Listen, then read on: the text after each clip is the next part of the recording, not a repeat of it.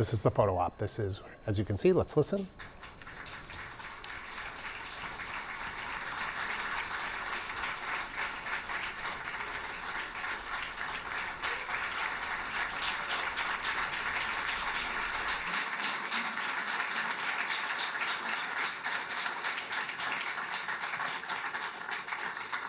Well, thank you, everyone. And hello, today is a good day for Alberta, and it's a good day for Canada. It's an honor to be here with Prime Minister Mark Carney to announce a major step forward in unlocking the enormous potential of Canadian energy. And I'm happy to share with Albertans that we'll be signing an agreement today that clearly sets out a pathway to the construction of a new oil pipeline to Asian markets, commencing as early as September 1st, 2027. The proposed West Coast oil pipeline would transport more than 1 million barrels of oil per day. This landmark agreement builds on the collaboration between the federal and provincial governments following the signing of the Alberta-Canada Energy Agreement, which was signed in November of 2025. Our governments have agreed to make targeted changes to our respective environmental policies that will lead to tangible outcomes that reduce regulatory uncertainty and create the conditions necessary for Alberta to significantly increase its energy production and exports to Asian and other markets. Today's implementation agreement also results in Alberta avoiding a significant increase to the federally mandated industrial carbon price, saving Alberta's industry partners approximately $250 billion in compliance costs over the next 2 decades to 2050. Under the new carbon pricing agreement, the industrial carbon price will be substantially lower than the previous federal policy, which would have required a carbon price of $170 per ton by 2030. The headline carbon price will be substantially rolled back. It'll stay at $95 until the end of this year, and then it will increase to $100 for the next 3 years and reach $130 per ton by 2035. This gives industry the time and certainty needed to plan, invest, and deliver real emissions-reducing projects without undermining competitiveness. It means that we're much closer to attaining our joint ambition to make Canada into a global energy leader and a trusted supplier of responsibly produced, lower emissions energy in the world. We've accomplished a lot together in less than 6 months. We've removed barriers that were holding back investment, like the clean electricity regulations and the proposed oil and gas emissions cap. And we've reached key agreements with the federal government on impact assessment cooperation, on methane equivalency, which we expect to finalize this year. Both governments also remain committed to working together with the Oil Sands Alliance, formerly Pathways companies, to advance the completion of the world's largest carbon capture, utilization, and storage infrastructure project. At the same time, we're advancing the final submission on the West Coast pipeline to the Major Projects Office by July the 1st. We're also establishing an electricity working group with the federal government to explore new low emissions technology, including nuclear, geothermal, abated natural gas, wind, solar, and hydrogen. As this work advances, the governments of Alberta and Canada remain committed to respecting constitutionally protected rights, engaging in early, consistent, and meaningful consultation with First Nations, and working with Indigenous communities to support opportunities for ownership and partnership. And I do want to sincerely thank the Prime Minister and his officials for approaching these negotiations in a genuine spirit of collaboration and in pursuit of a stronger, more secure, and an independent future for Canada. I also want to thank people across Alberta for their patience and for keeping faith throughout this process. Thank you, and I'll now turn it over to the Prime Minister. Well,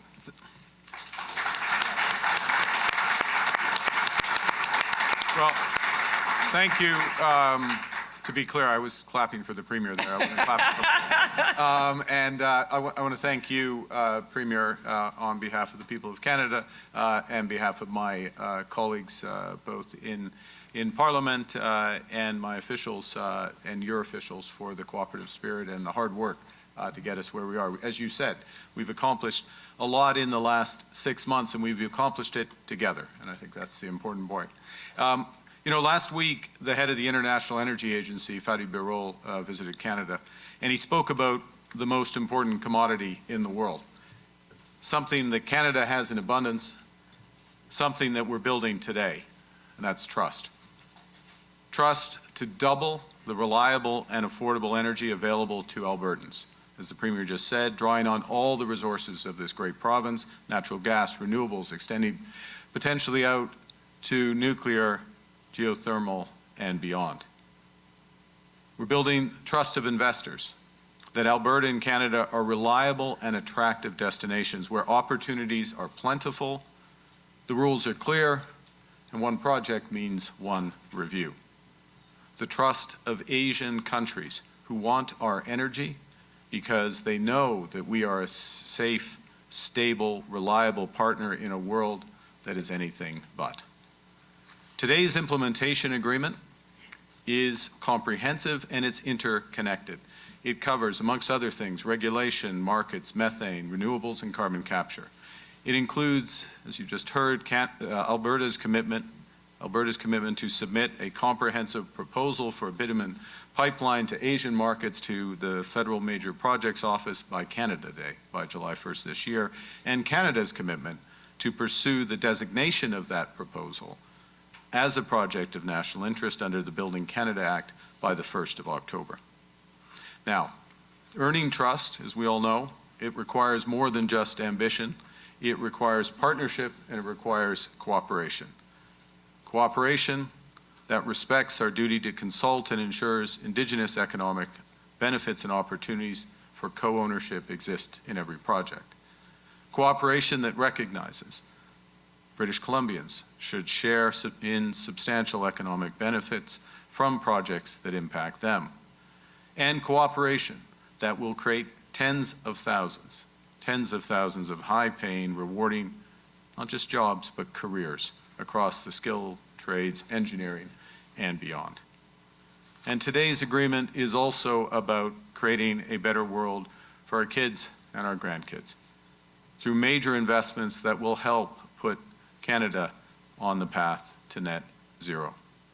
Through a methane equivalency agreement that will lower methane emissions from oil and gas by 75% below 2014 levels by 2035. And through carbon markets that work. When we signed the MOU in November, an oversupply of credits had driven prices as low as $20 a ton, $75 below the headline price. And today, as you've just heard, Canada and Alberta have agreed to create markets that deliver an effective carbon price of $130 per ton by 2040, with binding annual benchmarks along the way. We will also issue 75 million tons of carbon contracts for difference to support major carbon capture, clean energy, other emission reduction projects, with the cost shared equally between us. In other words, we will have skin in the game so that that market actually works. Nous mettons en place un marché du carbone qui fonctionne. Un marché efficace qui offrira aux investisseurs la certitude à long terme nécessaire pour faire progresser les grands projets, développer le secteur énergétique du Canada et contribuer à atteindre la carbone neutralité to achieving net zero 2050. by 2050. Les énergies renouvelables Renewable energy will become more competitive thanks to an expedited approval process, new federal incentives relating to interties, as well as contracts for difference. The most competitive energy is low cost, low risk, and low emission. And that's the principle behind the Oil Sands Alliance, formerly Pathways, the largest global initiative for carbon capture and storage. And the proposed pipeline depends on that alliance, which will achieve emissions reductions equivalent to taking 90% of the vehicles off Alberta roads while generating over $16 billion in GDP as part of this overall package, which can create up to 50,000 jobs in Alberta and across Canada. Which brings me to Canada. Today is also about building trust in a Canada that works. A Canada rooted in cooperative federalism where we build together, pragmatically and ambitiously to achieve our shared ambitions. A Canada where our differences are strengths to be nurtured and respected, not risks to be managed. A Canada that's strong but good. A Canada that's not just prosperous but fair. Not just for some most of the time, but for all of the time. And let me finish on a personal note. some of you know, I was born in Fort Smith, just north of the Alberta border. I was almost born in Alberta. I was born in the Northwest Territories, but in many ways just not far from the oil sands. And when I was born, the oil sands were a concept, a curiosity to most, a dream to but a few builders. By the time I was in junior high with Alex Porbay, some of you would know, I was in junior high with Alex Porbay, junior high in Edmonton, the oil sands had been transformed already by that point to one of Canada's largest industries, and it happened because of the brilliance of our scientists, the drive of our entrepreneurs, yes, the support of provincial and federal governments, and the dedication of our skilled workers. And that's the legacy that we're building on today. Carbon capture that creates an entirely new industry, an affordable, low-carbon grid that's doubled, that draws on all of Alberta's strengths, and a low-carbon oil pipeline that bolsters our independence. Building big, building fast, building bold again, building with trust, an Alberta strong and a Canada strong for all. Thank you very much. Merci beaucoup.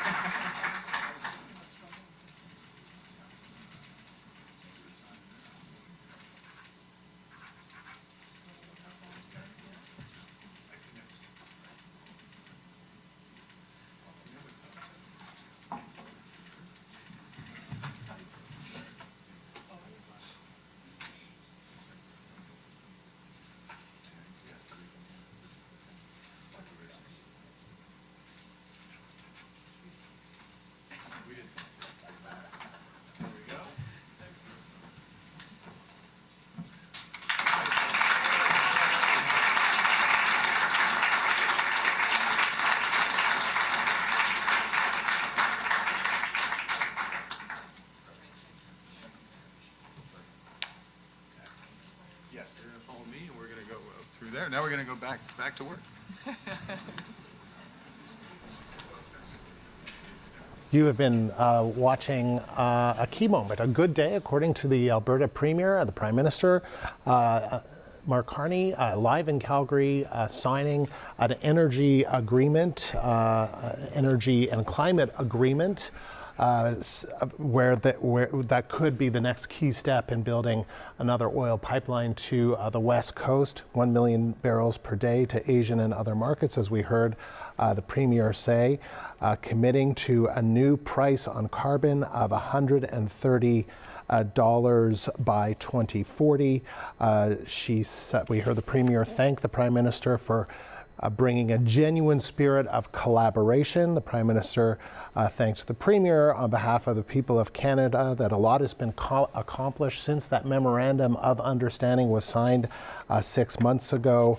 This, referring to this, what was signed today, this implementation agreement includes, of course, Alberta submitting a proposal for a pipeline by Canada Day by July 1st.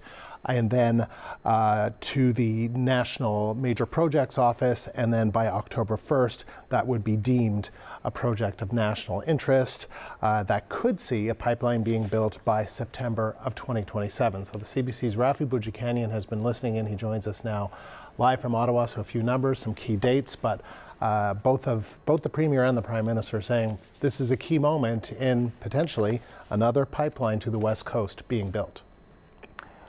Andrew, what a difference a few years can make, right? I mean, I remember when a Liberal Prime Minister, Justin Trudeau, would visit Alberta and not really see the Conservative Premier at the time, Jason Kenney, and might have perhaps been asked by a reporter, why do you think you are not liked at all in this province?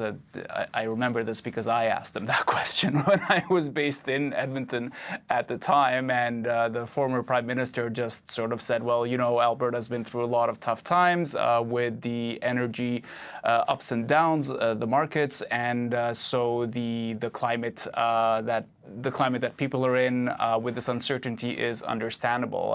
Now we're seeing a lot of different kind of rhetoric, right? Like we're seeing the current Prime Minister, Mark Carney, say that a pipeline might be the way out of the uncertainty that Canada is facing with the ongoing trade disputes with the U.S. We're seeing some commitments solidifying toward the building of one with the dates you mentioned. I will say, though, that in the written materials that journalists received under embargo, there are caveats which were alluded to in the speeches we just heard. To be fair, caveats like the pipeline could be designated a project in the national interest, provided that adequate consultation is conducted with First Nations, with Indigenous groups, and that both these governments also commit to continue speaking to British Columbia, which we know has had some reservations about the idea of a new pipeline to the West Coast, talking about how well, there are the environmental concerns. There is uncertainty around who would be private sector proponent. That question, we still don't have an answer to it today.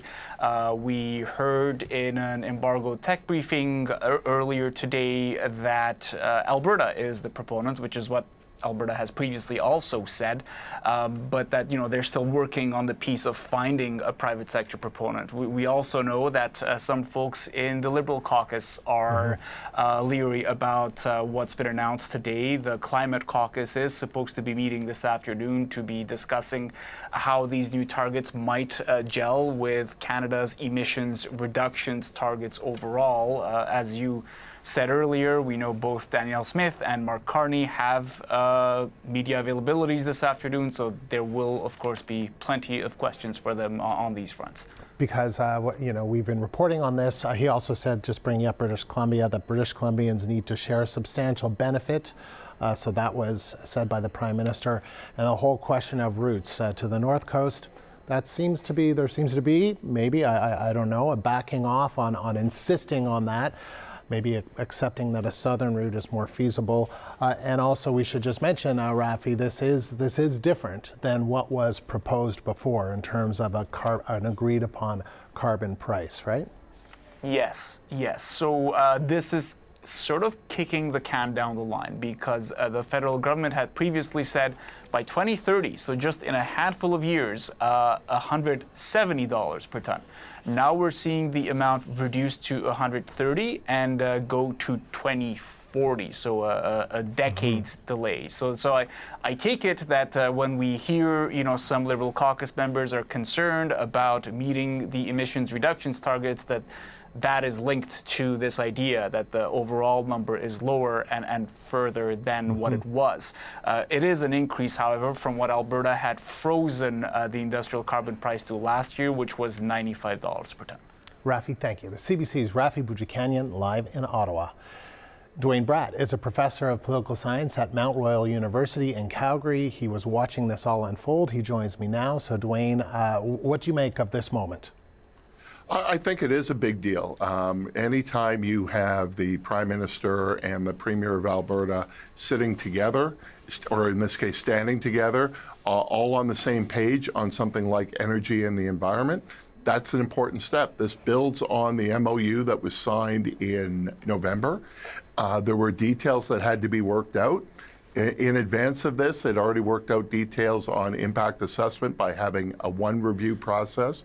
They had made deals on methane emission reductions, but there were three sticking points. Sticking point number one is the industrial carbon tax. That looks like it's been solved. Issue number two is carbon capture, utilization, and storage. They talked about that.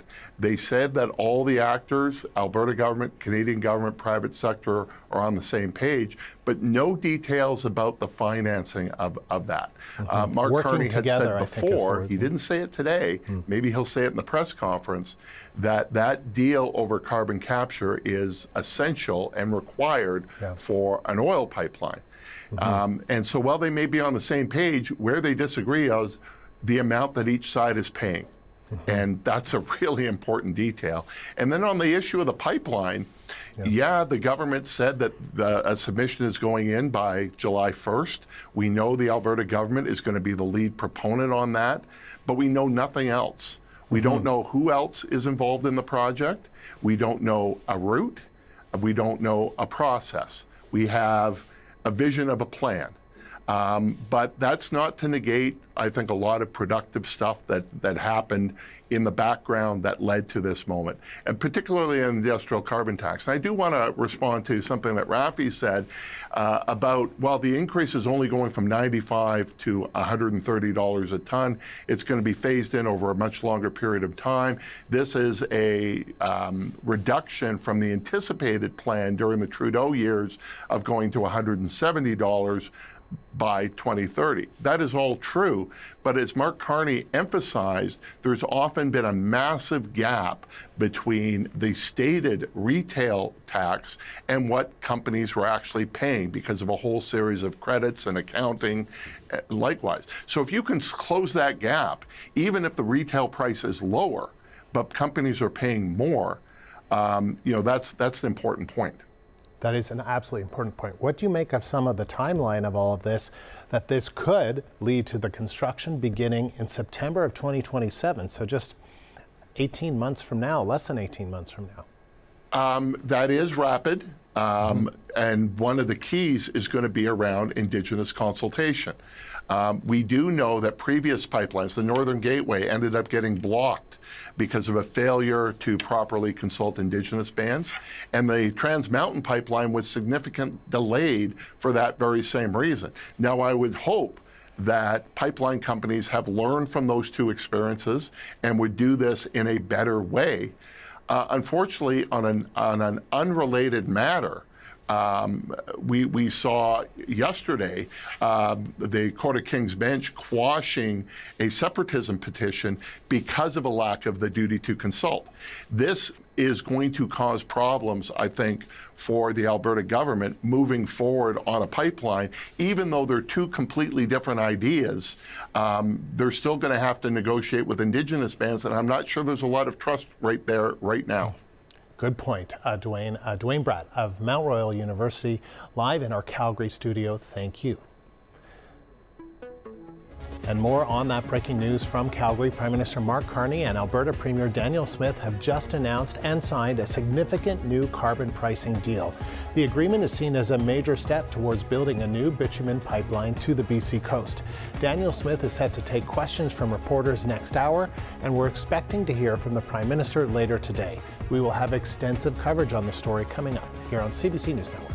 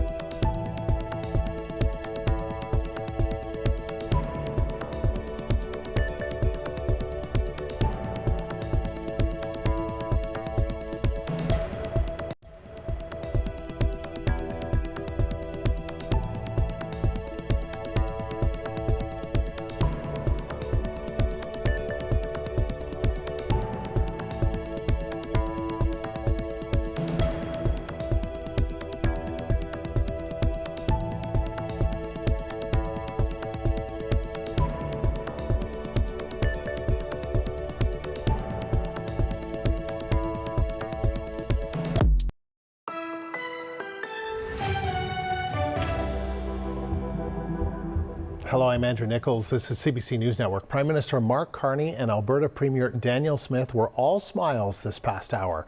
The two leaders agreed on a new carbon pricing scheme, a major Trudeau-era policy that was a key irritant for Alberta for many years.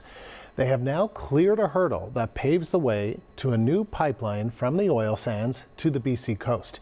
Here's Carney and Smith speaking just minutes ago. Today is a good day for Alberta, and it's a good day for Canada. It's an honor to be here with Prime Minister Mark Carney to announce a major step forward in unlocking the enormous potential of Canadian energy. And I'm happy to share with Albertans that we'll be signing an agreement today that clearly sets out a pathway to the construction of a new oil pipeline to Asian markets, commencing as early as September 1st, 2027. Today's implementation agreement is comprehensive and it's interconnected. It covers, amongst other things, regulation, markets, methane, renewables, and carbon capture. It includes, as you just heard, Alberta's commitment to submit a comprehensive proposal for a bitumen pipeline to Asian markets to the Federal Major Projects Office by Canada.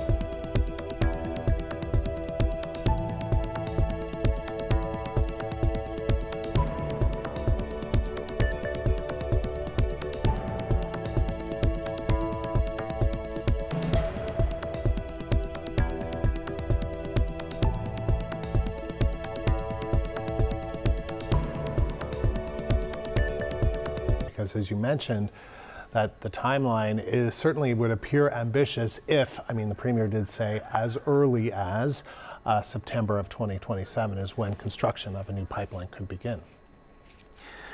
Yeah, there will be lots of questions still left to answer. There will be lots of people still raising concerns. Let's start with the Liberal caucus itself. We know that there was a meeting last night where they were briefed by officials and ministers, and some came away with questions about how does this new goal square with Canada's emissions reductions targets. We know that the mini climate caucus within the overall caucus is supposed to be meeting this afternoon, probably to be going over some of these questions. We've previously heard concerns by former Environment Minister Stephen Guilbeault. He was asked earlier this week on Radio-Canada, is there a point of rupture for you if some things go too far? He said, no, there isn't, but I'll have to watch and see what are the next steps, right?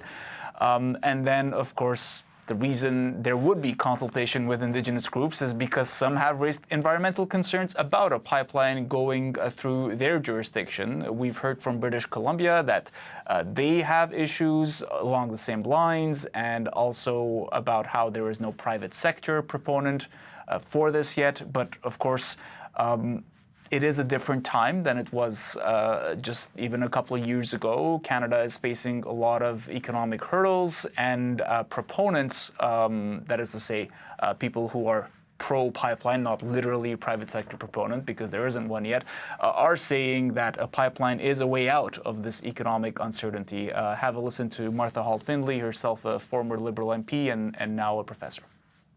Times have changed, and you have to be able to adapt and recognize what is in Canada's best interest, and this absolutely is in Canada's best interest. It's extraordinary. If you ask anybody who is in the international sphere or working in global affairs, the number of countries, including so many of Canada's allies, that are knocking on our door saying we need more of Canada's energy, and that means oil and gas. We've also heard a number of times from Conservative opposition MPs that Canada is still not moving fast enough to approve a pipeline. So there has been that kind of pressure on the government as well. Of course, we don't have reaction from them yet on today's announcement. It's very fresh right now. I can tell you that in an embargo tech briefing, journalists were wondering about, well, is there a private sector proponent then? And the answer is not yet at this time, but Alberta is working on that. I mean, Rafi, just to finish that off, some would make the argument, well, the private sector needed to kind of have these agreements, understand some of the price on carbon, understand whether this is real, that this is actually a collaboration that's moving forward or not. I mean, maybe that's part of the equation, that the private sector was waiting for some of these moments. Sure. I mean, the rhetoric we've heard from the Alberta government up to today and again today in that embargoed briefing was that they needed to be de-risking the idea of a pipeline in order to make it more attractive to investors. So perhaps this is a step toward that de-risking for them, and they will now be going back to those companies and saying, well, look, we've got a cooperative federal government that's on board with this, so let's play ball here. I mean, all of that remains to be seen, really, until July or perhaps even after July. And I'm sure these questions will be asked of Premier Smith this hour, perhaps even Prime Minister Carney later today. So let's see what they've got to say about it. Okay, Rafi, thank you. CBC's Rafi Boudjikanian in Ottawa. This carbon pricing deal is just one of the steps outlined in the Memorandum of Understanding signed in November, and it comes during a time of increased collaboration between Ottawa and Alberta. The CBC's Jason Markusoff joins us now from Calgary. So, Jason, what does this mean for Danielle Smith and the pipeline she's been working towards? Well, you saw the smiles on her face and on Mark Carney's face, but certainly she was very happy. It's interesting. They organized separate press releases emphasizing different things Ottawa and Alberta did in advance of this. They'll be holding their press conferences, taking questions from reporters separately, probably because their messages are going to be substantially different. Prime Minister Carney is talking about export markets, reducing emissions. Danielle Smith is taking a very different message. She is really talking about the excitement that she has, the enthusiasm that she brings, being able to potentially break ground on a pipeline as soon as 2027. In that embargo briefing, we just heard Rafi talking about, officials talked about having the oil pipeline producing, flowing with oil as early as 2033 or 2034. And one of the things that gives them hope in Alberta is that will also help them greatly expand oil production. The other thing that will help them expand oil production is what Premier Danielle Smith talks about as significantly rolled back emissions targets, carbon prices. It's one thing that Mark Carney would not be talking about. He talks about them being realistic. Danielle Smith does as well, but she knows that there are a lot of concessions that the federal government made. It's not clear what kind of concessions Danielle Smith made to get some very good news for her in the oil sector. Of course, Jason, this comes as separatists look to force a referendum this fall. I mean, who knows whether that's going to happen? There has been a setback given a court decision. How will this affect that movement? Big questions on that, certainly still, but the movement is still there. Danielle Smith knows that it is a big, force to be reckoned with within her own party base. About 1/4 of the Alberta populace supports it. Both she and, to some extent, Mr. Carney have been talking about the, need to help prove that Canada works. In his news briefing, Mark Carney in his announcement, Carney talked about building trust in a Canada that works, kind of echoing some of the language that Premier Smith produces. Even though it's possible that as soon as next week, she might call her own referendum, which could potentially prove that, provide cover to those who believe that Canada doesn't work right now. One of the challenges for the separatism movement would have been, should they get a question, to go from 27%, which is currently their poll standing support for separatism, to a 50% plus one, or a much higher proportion, to be able to successfully secede from Canada. If more and more people who are opposed to separatism are seeing further proof that Canada can work, that there are gains to be had within Confederation, it makes the separatist argument a bit different, a bit harder. They will really rely on, for the argument, for cynicism, that Canada doesn't work. And today, Premier Smith smiles. The accomplishments and concessions she got from Canada prove a different argument. And Jason, just before I let you go quickly, what do you make of this? I know that there are 5 routes being looked at by the Alberta government. Do you think that they're inching towards maybe a southern route rather than the north coast because of some of the concerns that coastal First Nations in British Columbia have met, that a southern route could be a more likely route, or are we getting way too ahead of ourselves? Yeah, I don't know. I mean, I would imagine that if they're planning to deliver a proposal by July 1st, that they have a route in mind. That'll certainly be one of the questions we're asking Premier Smith about later today. But a southern route could well be a concession for them. I would have a bit less optimal access to Asian markets, but certainly they just like a pipeline. Period. Jason, thank you very much. The CBC's Jason Markusoff live in Calgary. So we want to get to how this new energy deal is being received by those in the environmental sector. On that, we're joined by Chris Severson-Baker. He's the executive director of the Pembina Institute, an organization dedicated to promoting clean energy in Canada. Chris, appreciate you taking the time. Thank you. My pleasure. So we learned we could see pipeline construction start in 2027. What's your reaction to this news and this carbon price of $130 by 2040 per ton?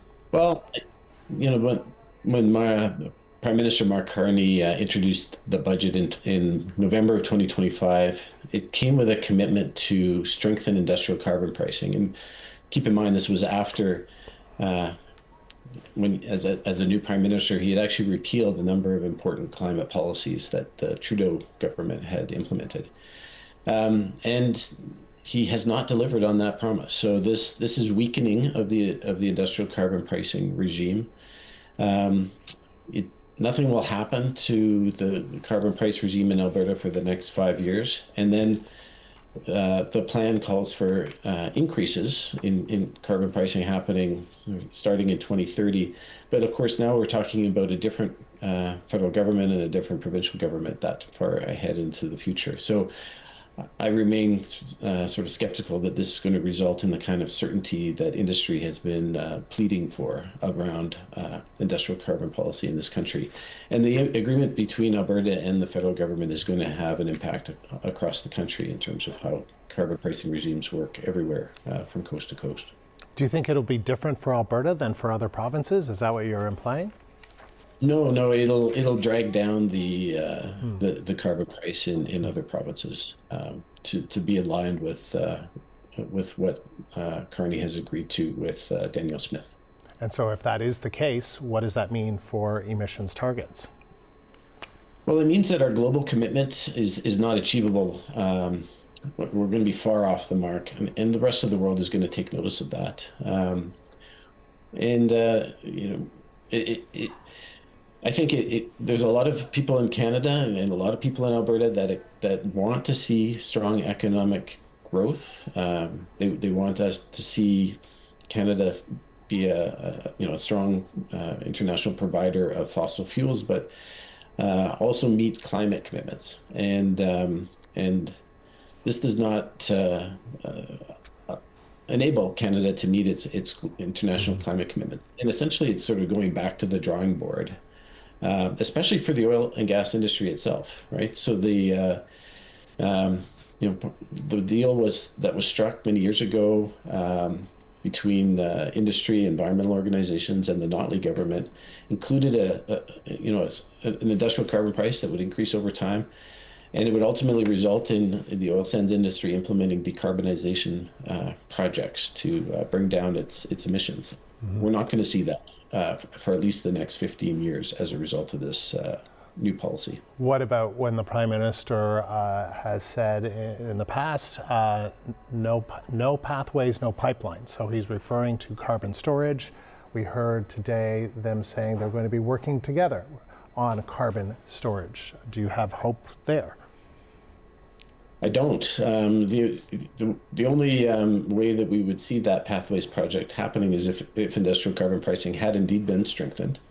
It needs to rise to an effective price of $130 per ton in a reasonable time frame, and industry would need to be certain that that was in fact going to happen. And that was not what we heard today, right? We're hearing about that not happening until at the earliest 2040. So we're not going to see any movement on that project. Is it challenging, do you think, in order for your environmental concerns and voice to be heard in this time of the war in the Middle East, in this time of energy insecurity, if you will, in much of the world, that the louder voice is those proposing more fossil fuel development, such as a new pipeline to the West Coast? There's a lot of dimensions to that question. I think that, first of all, people have not, in Canada and in Alberta, have not, are still concerned about global climate change. They still recognize that for being the existential threat that it is. Other concerns have risen to become even higher than that concern. And so I think, that's where we find ourselves today. And this incredible supply crisis that's happening in the world right now is definitely having a big impact on energy and climate policy.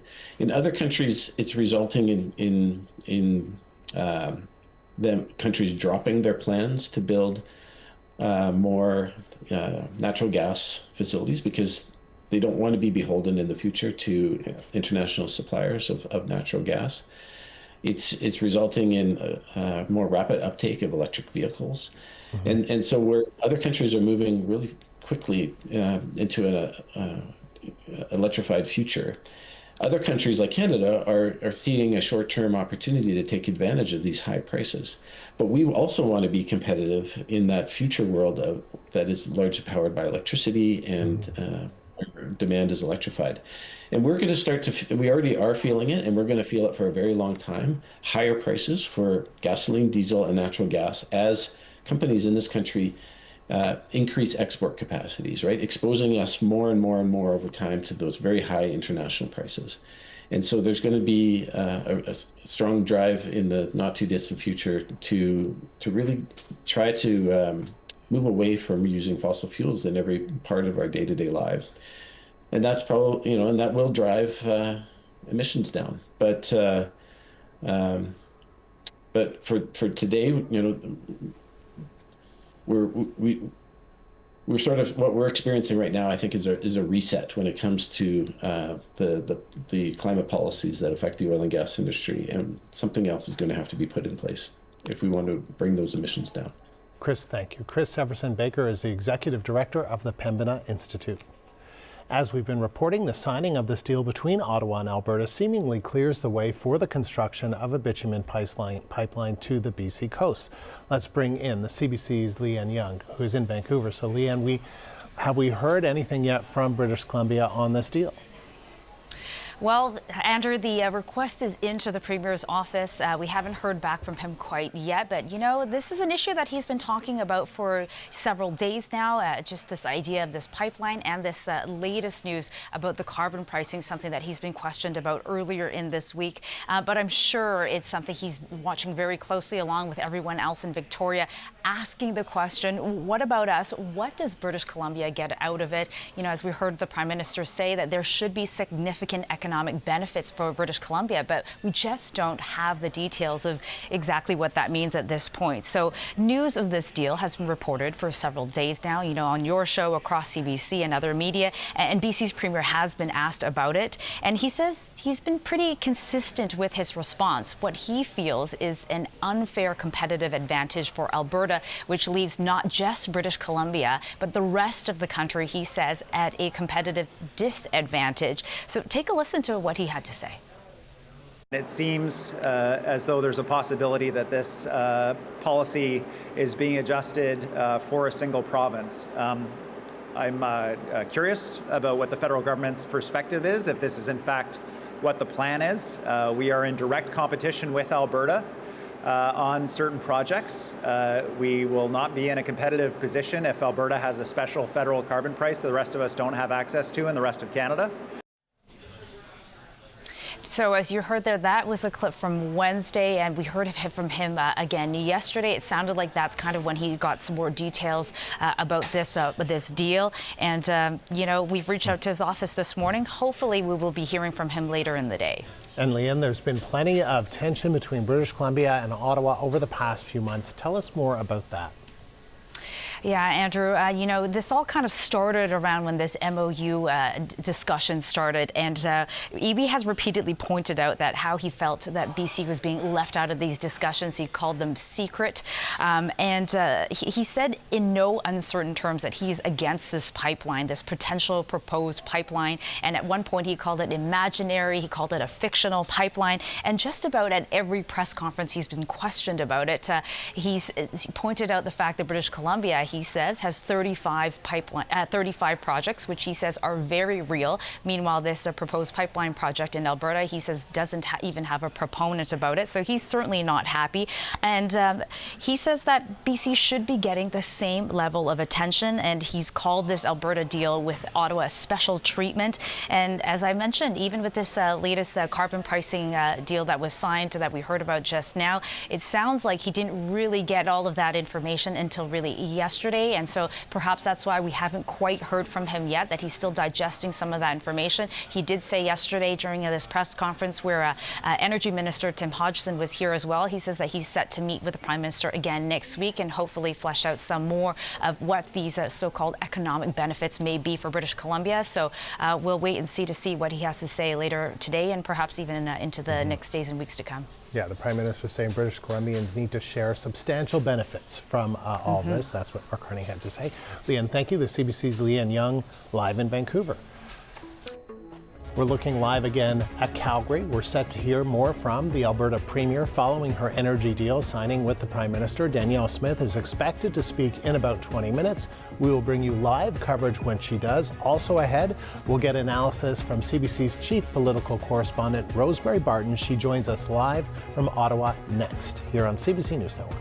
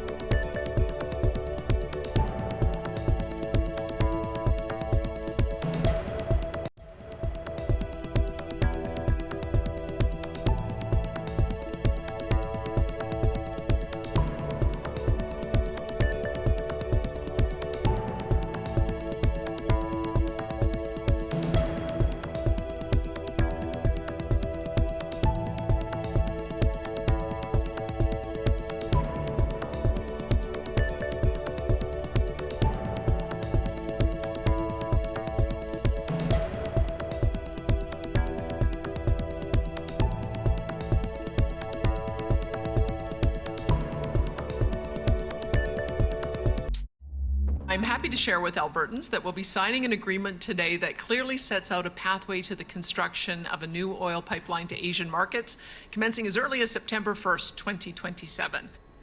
Today's implementation agreement is comprehensive and it's interconnected.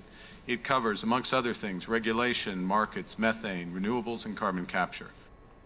The Prime Minister and Alberta's Premier have signed on to a much-anticipated energy and climate agreement that includes an industrial carbon pricing system. Smith calls it a good deal for Alberta and for Canada. Carney says it shows the world that Canada is a place that can be trusted for major investment. The agreement clears another obstacle to a new pipeline from Alberta to the BC coast. So lots to dig into with today's deal between Ottawa and Alberta. Rosemary Barton is our chief political correspondent at CBC News. She joins us now live from Ottawa. So Rosie, how significant is this agreement, this moment? Listen, this is a big deal, right? This has been the criticism, certainly, of the past Liberal government for the past decade, was that, in spite of the fact that Justin Trudeau bought a pipeline with taxpayer money, that projects weren't being done quickly, and that there was no desire from the federal government to allow for stability and predictability for the energy industry and oil industry in particular. What this agreement does is lay out some of that predictability, whether it be the industrial carbon price, which Alberta has agreed to sign on to and is moving towards. Remember, it had frozen its industrial carbon price. It has now agreed to that price going up to $130 per ton, the effective carbon price by 2040. And it also shows that there is a commitment by the federal government to get this done. It is a remarkable timeline if they actually manage to achieve this. If the idea is to get the construction started on a new pipeline by 2027, that really, I think, puts to rest any questions about whether this Prime Minister, this government in particular, is committed to energy development.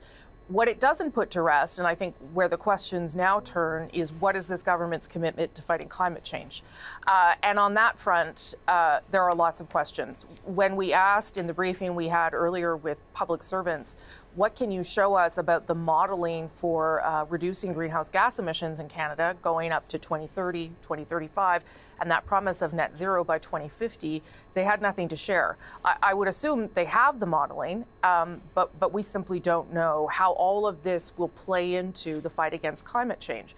So there will be people, Canadians, environmentalists, progressives inside the Liberal caucus, who will not be happy with this announcement today.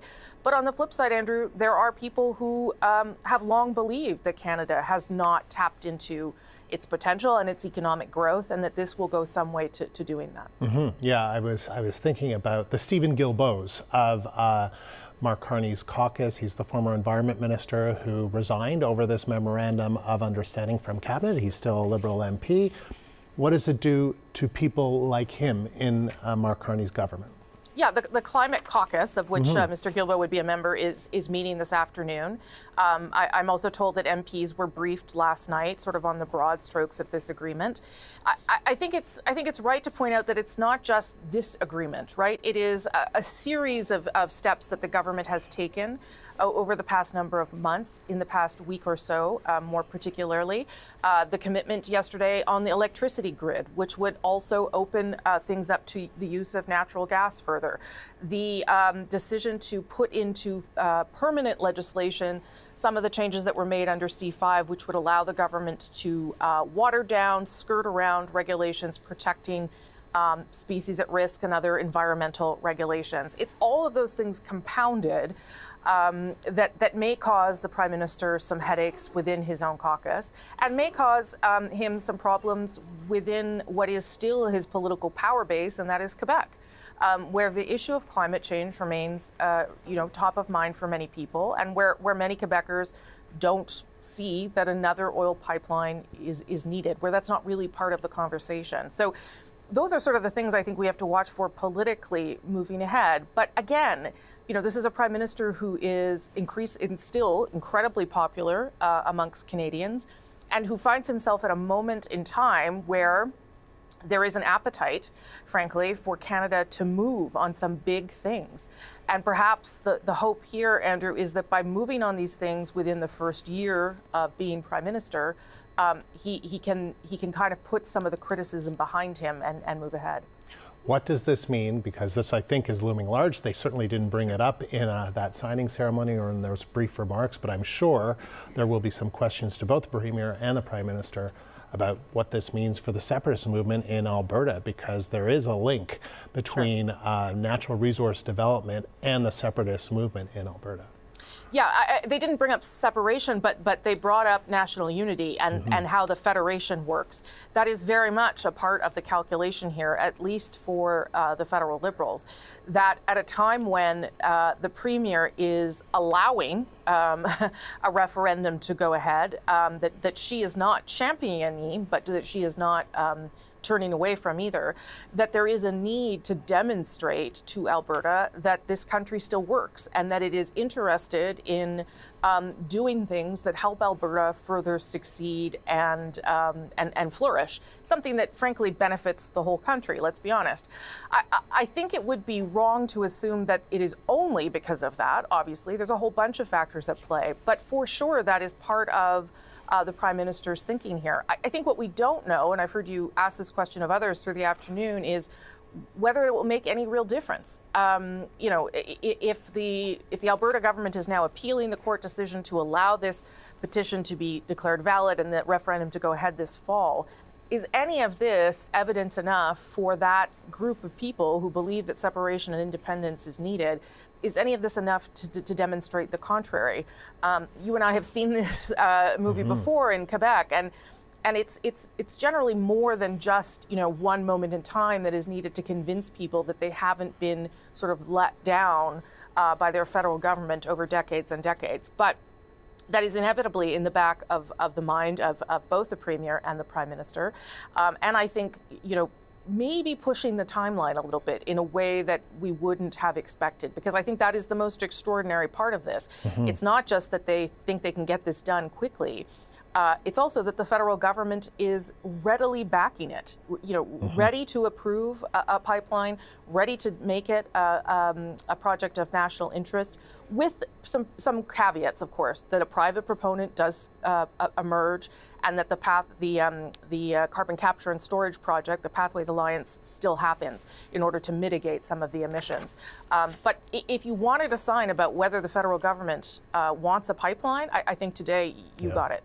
Yeah. And then First Nations consultation, and it's interesting that you know, there are some questions about whether that can happen in such an accelerated timeline, an extraordinary timeline. I don't know. Yeah, that's right. I mean, we know where the opposition lies in BC. It's not just with the NDP government, but right along that coastline, there are lots of First Nations who are not in favor of this, not to mention other just residents of the coast who don't want to see the tanker ban lifted, for instance. So where do they, you know, how do they work with those communities? How do they get BC on board? Because that piece of it, while they referenced working with BC and First Nations, how they do that and how they make sure they fulfill their duty to consult, that was not spelled out in terms of getting it done that quickly. So those are also serious obstacles that will need to be overcome if this is going to happen. Rosie, thank you. Our chief political correspondent, Rosemary Barton, live in Ottawa. And we're looking live again at Calgary. A reminder, we're set to hear more from the Alberta Premier following her announcement of a carbon pricing deal with Ottawa. Danielle Smith is expected to speak in less than 15 minutes. We will bring you live coverage when that gets underway. You're watching CBC News Network.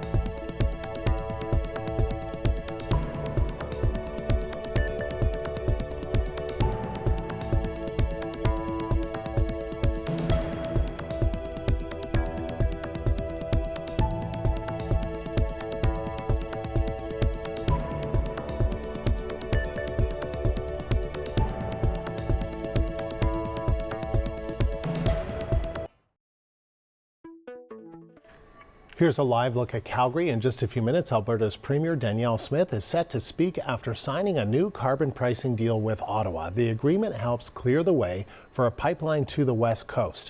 Smith has called the announcement another step towards resetting the province's relationship with Ottawa. But some environmentalists and those concerned about climate targets are frustrated by the deal. We will take you back to Calgary as soon as Premier Smith starts speaking.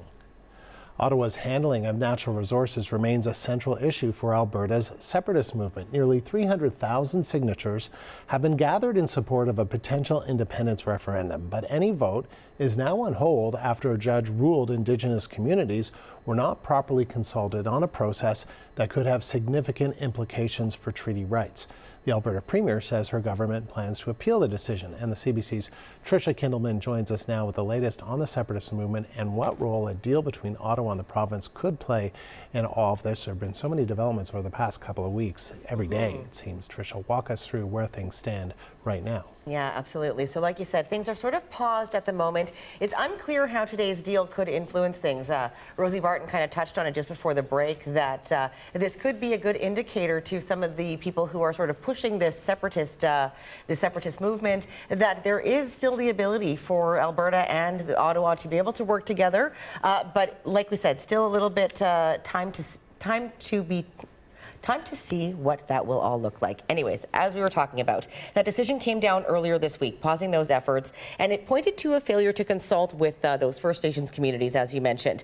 And now, immediately following the decision, we did hear from a number of those different First Nations communities who they celebrated the ruling, saying that it was a reinforcement of their treaty rights. Now, one of those groups that we heard from was the Dene Ta First Nation, and their chief called on the UCP government to not carry forward with an appeal. He said that Alberta's separation from Canada would have deeply profound impacts on the Dene Ta First Nations treaty rights. Danielle Smith should show she respects the rights of First Nations and the court's decision by stopping any further talk of appeal or support for separation. And now we have heard from Mark Carney leading up to this analysis has been happening, who has been underscoring how important it is for Canada to remain united. We heard a bit more from him in that same vein today, although he didn't talk about it specifically around separation, but here is what he said just a few days ago. As someone who was raised in Alberta, proud Albertan, I view that very much the best place for Alberta is in Canada, and certainly a Canada that works, which is what we're pursuing. In terms of any referendum, we're a democracy. We have certain standards and an ability for provinces to hold referenda on a variety of subjects, and if following the rules they hold referendums, obviously we support that. So now Carney has been making strides to improve the relationship between Alberta and Ottawa. Again, this today is a big step forward in that. We'll continue to sort of see how this might work towards thawing that dynamic with this separatism conversation still happening in the background of all of this. Because what are we hearing from the Alberta government about their approach to this issue? Well, at this point, the UCP government has said that they are going to be going ahead with an appeal. They wrapped up their legislative session just yesterday, so we did have a chance to hear from the Justice Minister as well. Now, he talked about the fact that it wasn't only the Stay Free Alberta petition. There was also the Canada Strong petition, which was another petition that was collected with hundreds of thousands of petitions on that in favor of staying in Canada. So now he says that essentially it's important for all of those voices to be heard. Here's a bit more from him. It is, in my view, irrelevant as to whether we like the question or what the topic of the day is, but rather the foundational purpose of the legislation, and that is to allow Albertans to weigh in on important issues. Now, we know that some 700,000 Albertans have signed a petition in one way or the other. We think this is an important question that Albertans have, and we think that the opportunity to get this resolved is important, and that's why we're moving forward with the appeal. Sorry to interrupt. We're just going to take you to Calgary, where the Premier of Alberta, Danielle Smith, is speaking to reporters. Let's listen. Williams, Minister Todd Loewen, Minister Dale Nally, Minister Miles McDougall, Associate Minister Mohammed Yassin, as well as MLAs Garth Rosewell, Justin Wright, and Scott Sinclair.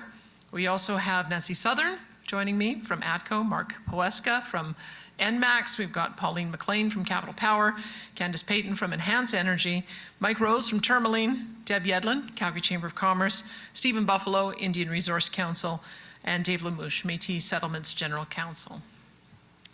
The last 10 years have been an extremely difficult time for hundreds of thousands of Albertans and their families whose livelihoods depend on a strong and growing Alberta oil and gas industry.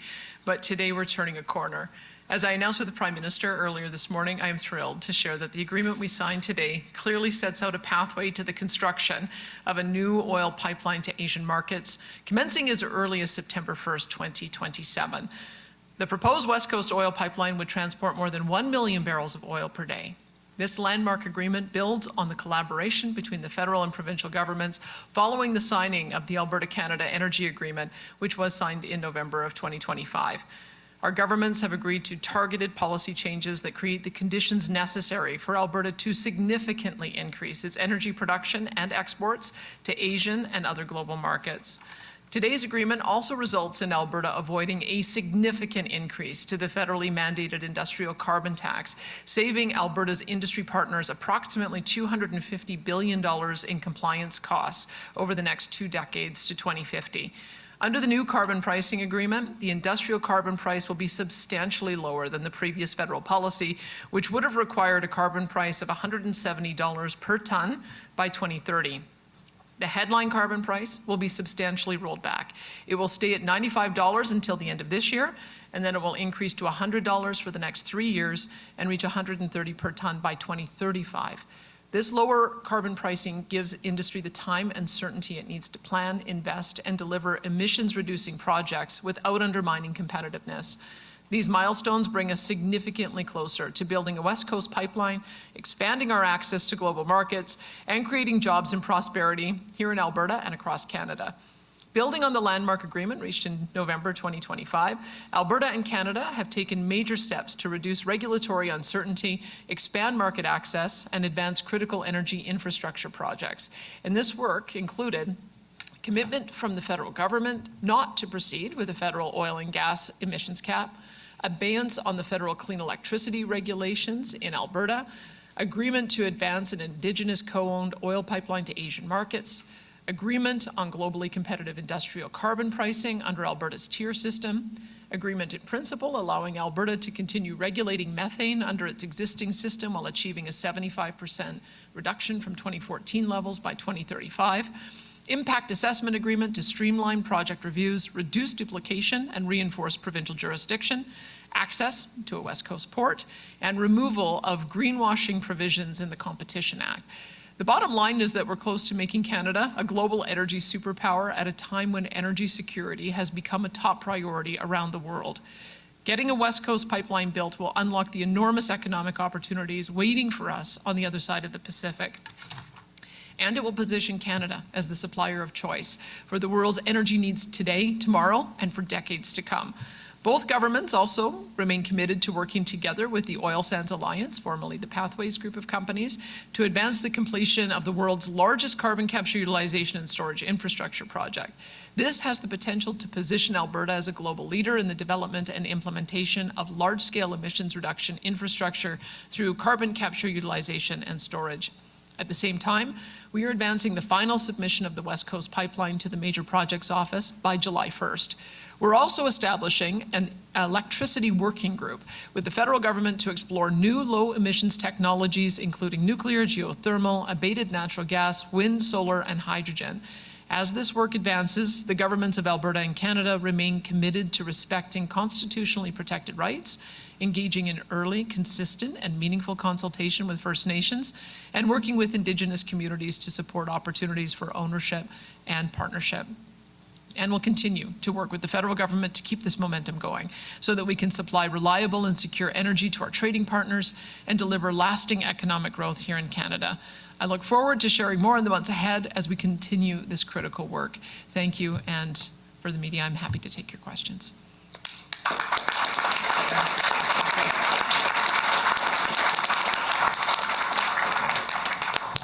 And we'll go into our media Q&A now. We'll be taking one question and one follow-up, and please state your name and outlet before asking your question. We'll start off at the mics before going on to the phone lines, and we'll go to our first at the mic.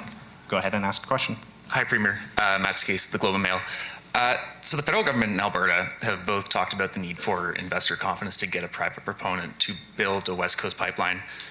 At the same time, Alberta is pursuing an appeal in pursuit of having the courts allow a vote to break apart the country, and your government refuses to rule out using its power to call an independence referendum. How do you square fighting for a secession question while providing investor confidence? Well, there's often off-topic questions, so I might ask our guests if you want to take a seat. I'll call one of you up if you want to, if we get some on-topic questions.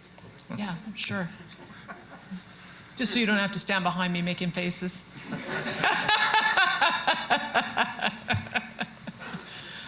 Look, I mean, I support sovereignty within the United Canada. That means something. That means Alberta should stay a part of Canada and continue to pursue and support and enshrine our constitutionally invested rights, and also make sure that the federal government respects them. That's what today's about. It's not just saying, this is the way the federal government works, so we just have to accept it. It's saying, you know what, the country can work better. And it works better when we respect our equal areas of jurisdiction and we find areas of overlap. That's what I've been doing since November, is what I will keep on doing every single day to convince Albertans that Canada can work, and it will work, and it is working in the best interest not only of us but also of Canada. The issue regarding the court judgment, and I have to say there's sort of two judgments that came out at about the same time. One judgment was saying, was against the Citizens Initiative Act altogether, saying it shouldn't proceed because all questions that could potentially be asked by citizens would be deemed in need of some kind of consent. And that was rejected. So that one came out because it was overly broad. So then it was followed up by this one that seems to put a requirement on Citizens Initiative to do a duty of consultation. And quite frankly, I don't even know how that would be possible. How are citizens who want to put a petition question forward supposed to comply with that? That effectively negates the Citizen Initiative Act. That's why I've said it's anti-democratic and we think it's an error in law. So we want to preserve the right of citizens to be able to have broad latitude to ask these questions on whatever topic they choose, and we will have to have a meeting with caucus and cabinet to figure out the particulars of the one that has been struck down. But the judgment itself has much, much broader implications for our citizens' initiative process, and we think that's the reason it needs to be challenged. Okay. Do you think, though, that you can get a private proponent behind a pipeline if there's a referendum on separation hanging over Alberta for who knows how long? Well, I think that what we need to do is make sure that the separatist sentiment is not as high as it has been in the last year. When the Liberals got elected, separatist sentiment went up to 42%. In our most recent polling, we've seen that it's somewhere between 33 and 35%, so it's coming down. Historically, it's been under 20%. That's where I'd like it to be again. I'd like for us to have Albertans feel such confidence that Canada is working for them that that separatist sentiment goes back to historically low levels. We're not quite there yet. There's a few more things that we need to do, but I think these kinds of agreements help to get us there, and that's what I need to work towards. So at the moment, I think that we have a pretty good deal that we're going to be able to celebrate. I think this will go a long way towards demonstrating that the new Prime Minister approaches the issue of cooperative federalism in a very different way than the previous Prime Minister has for the last 10 years. Now, it may not be the deciding factor for everyone, but it's going to, I believe, convince a few more people that Canada's worth fighting for and it's worth working towards. Do you think a Thank you, referendum's Matt. risky? We're going to have to go to our next question. We're tight today. David Winnick, Western Standard. Premier, do you think the carbon tax will make it harder to find a private proponent for the pipeline? Well, everybody, I guess maybe I should clarify, because people were accustomed to the retail carbon tax. This is not a retail carbon tax.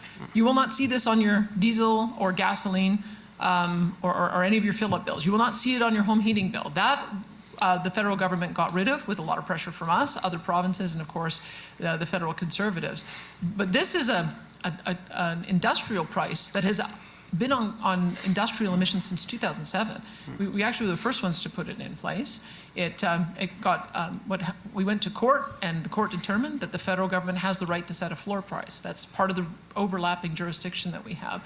But it does apply to those facilities that are emitting more than 100,000 tons of emissions per year. So just keep in mind, that's where we believe we can make the biggest impact on reducing emissions, and also the biggest impact on adopting new technology. And what we found is that this mechanism where we reward those companies who do best available technology, and we have companies who are lagging behind paying, it has led to an incredible amount of innovation. That's why we've kept it for the past 20 years. So is it going to be too high? Well, I can tell you 170 by 2030 was way too high, which is why we froze it this year. And we'll do some more industry consultation, but the early feedback we've got from the industry is that they believe that this slower ramp up is going to be manageable for the companies that are going to be exposed to it. Okay, and do you think if Ottawa had approved a pipeline years ago, the independence movement would be where it's at now in terms of momentum? Well, I can tell, as I said, I mean, it's vitally important that this deal was signed, because I think there's a number of decisions the federal government made that ended up eroding confidence. And it's not just about getting a pipeline built. It was that they took away aspirationally of us ever getting another pipeline to be built ever again. Because we do have Trans Mountain Pipeline, we do have Coastal GasLink, which is expanding in natural gas, but essentially staring into a future where not only we would never be able to build another pipeline, but we'd have to start shutting in our existing production, which is what several independent consultant reports said, by 2 million barrels a day by 2035. And all of the impact that would have on our finances, on our taxes, on our ability to pay for services, it was that combination of packages. Same thing with the net zero power regs. That may, in fact, be the biggest thing that came out of our early MOU. And the announcement you saw the Prime Minister make earlier in the week that natural gas, yes, has to be part of our electricity grid in order to be able to provide stability. 90% of our daily use of power typically comes from natural gas. And we've already paid billions of dollars to switch from coal.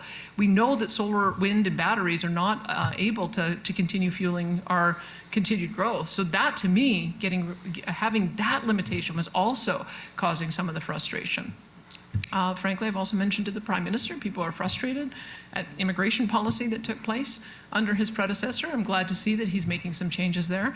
And a lot of the separatist movement is being fueled by those who are law-abiding gun owners who are going to be made criminals by the existing federal firearms bans on guns that come into effect in October. So I think that this will help a lot towards a group of folks who were disaffected because of economic issues.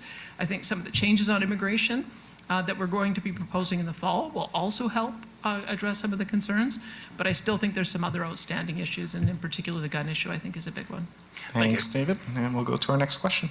Hey, Tim with CTV. Yesterday you were chatting about the court ruling, the judge's ruling, and you kind of hinted that maybe the notwithstanding clause was on the table here. Constitutional lawyers say that's, out of the question. Yep. So number one, why bring it up? And number two, what are kind of your options if you do appeal and you lose? Well, the Constitution does give rights to provinces and to the federal government, and I think that there's some grounds to be able to challenge the court decision on this in particular, because my concern is that it's an overread and an overreach on the issue of duty to consult. Duty to consult, as I understand it, has been project specific. It's you have a particular project, it has particular impact on the adjacent bands when it comes to their hunting, fishing, and trapping rights, maybe use of water. And so there's a very defined project that you have to do, and you have a defined duty to consult. I have no idea how the court would expect a citizens group to be able to meet the duty to consult that was just made up in that judgment. And so that's why it needs to be challenged, is because otherwise it could potentially negate our Citizens Initiative Act, and it could be a reach-in of the court on every single bill that we could ever pass that could ever possibly have an impact on First Nations. And that is a pretty dramatic curtailment of provincial rights under the Constitution. So I think I would encourage you to look at it more broadly, that when these court decisions are left unappealed, it can lead to consequences like we see in British Columbia, where they thought that they were passing just statements of intent and cooperation, and now their entire property rights and development regime is under uncertainty because of court decisions. So we don't want to go down that path in Alberta. We think the court has overreached here. We think they've made an undemocratic decision that isn't valid in law. It's an error in law, and that's why we're going to challenge it.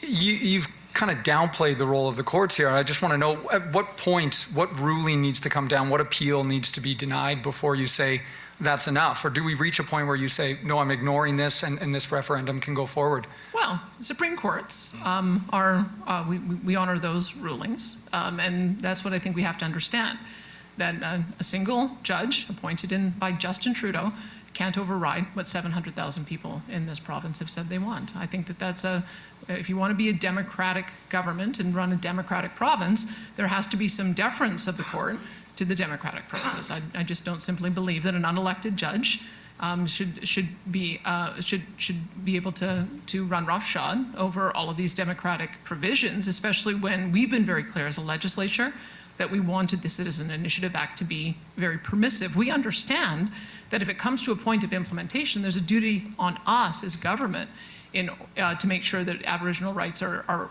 respected. But it would be impossible for a citizen group to be able to meet that standard. And so that's why we think it needs to be challenged. Thanks, Tim. We have time for a few more questions. We'll go to our next at the mic. Good afternoon, Premier Jason Markusoff from CBC News. You were talking in your event earlier with Prime Minister Carney about how the carbon price was rolled back significantly. There are other concessions and other things. I'm wondering, in the negotiations, what would you pinpoint as the concessions that Alberta made to reach this deal?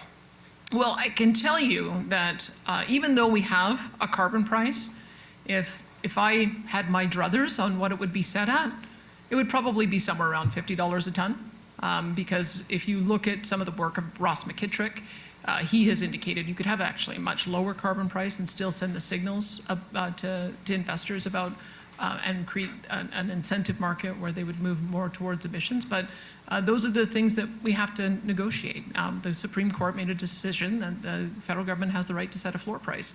And so we have to make sure that that floor price is a negotiated price that is going to have minimal impact on the investment climate. So I would say that was a pretty big concession on our part.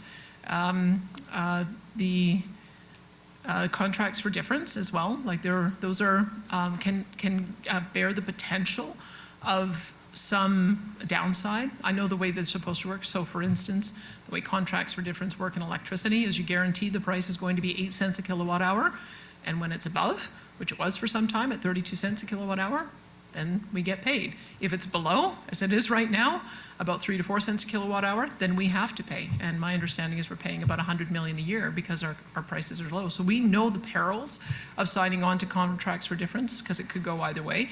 But we were able to limit both ours and Canada's liability on that. And so I think that was a place where the Prime Minister felt very strongly we needed carbon markets that worked, and that was an essential aspect of it.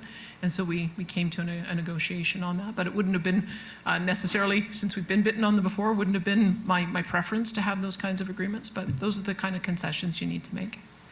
A few weeks ago, you ruled out the option of using the Referendum Act to yourself as a government put the independence question on the ballot for October 19th. That was before the Justice Leonard ruling. Now we have Jeffrey Rath and Mitch Sylvester saying that you need to do this if you're interested in your own political self-preservation to stay on the job. Can you please walk us through your thoughts on, at this point, the downsides and upsides of the Alberta government putting forth a Referendum Act question itself on independence? Well, I have to have that conversation first with my caucus and cabinet, and there is a committee that is that's assessing the Forever Canada petition right now. So it's a bit premature for me to figure out what my caucus and cabinet might want to do. Let's hear your thinking on this.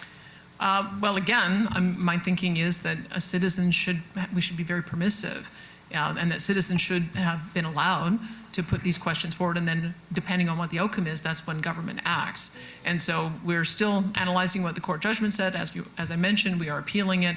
we're waiting for the committee to do their work, and I'll be having a cabinet and caucus meeting next week, and so we'll be able to walk you through it at that time after I've talked to them. Thank you. We have time for one or two more questions. We'll go to next to the mic. I'm Felix from Radio Canada. About the next few steps, when can we expect an agreement with pathways and consultation with the First Nations to begin? The engagement has already begun. There's a higher standard when you move from engagement into consultation, but I can tell you Minister Rajan Sani, our Indigenous Relations Minister, she has an entire team from British Columbia that is advising her, and she's done many trips to meet with bands. I think she's going again next week, as are some other senior members of our team. And so we're getting very close to the July 1st deadline for submitting a pipeline proposal. So we've got a pretty good idea right now about what the most economic routes are. And when you know that route, then you're able to identify the bands that are going to be most impacted. And so we'll be working with them one-on-one to let them know what the economic benefits might be, what the equity ownership might look like based on some of the experience that we've had here. I just heard Minister Sani talk about the 9 projects that we've underwritten, and they, in combination, are going to provide $1.5 billion worth of economic benefit over their lifetime to the bands that have signed on to those. So there's going to be substantial life-changing amounts of money potentially from these kinds of agreements. So we want to make sure that they understand that as we're working with them through the consultation process. But the engagement's already begun, and as soon as the project submission happens after July 1st, then that triggers formal consultation, which will also begin in earnest. All right, and in the ongoing negotiation with the BC, is there a revenue sharing agreement with BC on the table? Well, I think BC has some kind of toll on each barrel that goes through TMX. I think you might have to talk with the Government of Canada and with BC about what that arrangement is. But I think if there was any kind of economic benefit to British Columbia, it would probably model what they already do on TMX. Thank you. We have time for one last question. We're going to head to the phones. Operator, could you put through our first caller, please? Your next question comes from the line of Jack Farrell from the Canadian Press. Please go ahead. So as part of the agreement today, there's some kind of talk about renewable energy in Alberta, making some commitments around it, and specifically like facilitating more of it. Should we take this as like a shift or even like an about face on wind and solar energy for your government, you know, on the moratorium and the pristine viewscape protections from, I guess that was last year, even the year before? Well, there is no moratorium. It was a 6-month pause as we worked out the viewscape and agriculture first policy and developed some parameters around it. And we've, I believe, been approving about 2,700 megawatts a year of solar and wind projects for each of the last 3 years. So we are already have more installed solar and wind than any other province. We're at 38% installed, 23% generating power over the course of a year. But what we've said is we need a responsible amount of wind and solar to come on. When I came in, we had 0 projects for natural gas that provide the backup. You can't add wind, which only works 30% of the time, without having some backup. You can't add solar, which only works 10% of the time, without having backup. And so that was, the net zero power regs were impairing the success of our ability to bring those both on at the same time, because our natural gas producers, our power providers, were told that if they weren't 95% abated by 2035, there'd be the potential of jail time. So we weren't getting the balance that we needed. So we've always been supportive of having a responsible amount of intermittent fuels come on, but we're moving to a reliability market. And what that means is that there always has to be a backup, whether that's a water battery, an actual battery, or a peaker plant or something else. But I am particularly encouraged by geothermal. I went and visited the Ever site when I was in Germany, where they are providing heating to 36,000 homes, and they're engaged with us on our drilling accelerator, so that they can get to a depth, I think, of 10,000 to 15,000 meters, so that they can hit a pocket that's hot enough to be able to provide secure power. So if they can do that, then that, and master that, then we can roll that kind of technology out, not only all over Alberta, but also all over the world. So we think geothermal is perhaps more consistent with our geology, with our native talent around drilling, and with the expertise that we've already been able to develop, and it's also reliable power. So I'm agnostic on the type. They just have to be reliable. And as long as they can fit into that model, you'll see that we'll be very encouraged by it. The big thing that the Prime Minister was interested in was nuclear, and we've just finished our nuclear consultation. Headed by MLA Chantal de Jong. We either have or will soon release the recommendations from that, but we receive very positive feedback through the consultation, and figuring out how to bring that onto the grid is going to be something collectively that we'll work with between Saskatchewan and British Columbia with the enhancement of interties. So that agreement is yet to come, but we've agreed to another working group that will establish that by January of 2027. And then you said a bit earlier how this agreement in the MOU as a whole, it's not going to completely take out the separatist movement. And yesterday the Prime Minister said, he was asked, will a pipeline restore or kind of maintain national unity, or was he building one to maintain national unity? And he said no. My question for you is, do you think that Alberta Forever now will just actually have kind of like this hardcore group of separatists, and there's really nothing at all that anyone, like any elected official, can actually do to, restore their faith, as you say? Well, I think that what people should take from the process that the Prime Minister and I went through over the last 6 months is that that's how cooperative federalism should work. Is that if you have a disagreement on policy about how you should proceed, and especially if it's one that enters into a provincial jurisdiction or significantly impacts our resource development, that shouldn't be done unilaterally as it was done for the past 10 years with the previous Trudeau regime. I think what I saw over the past 6 months is a Prime Minister who, maybe because he lived in Europe, understands cooperative federalism, understands that there's certain things that you do at the central level, and there's certain things that you've got to let the province do, and then there's other things that you got to get to a table and sort out. And I think that he even talked about cooperative federalism, and I think this is a demonstration of that. So what I would expect is that as these issues arise, I hope there's not going to be a whole lot more of them. I'd mentioned a couple that are still causing some friction, but as those issues arise, I would expect, just from what I've seen out of the Prime Minister, that that's how we would deal with them. And I think that's what Canadians would expect. I think that's what Albertans expect.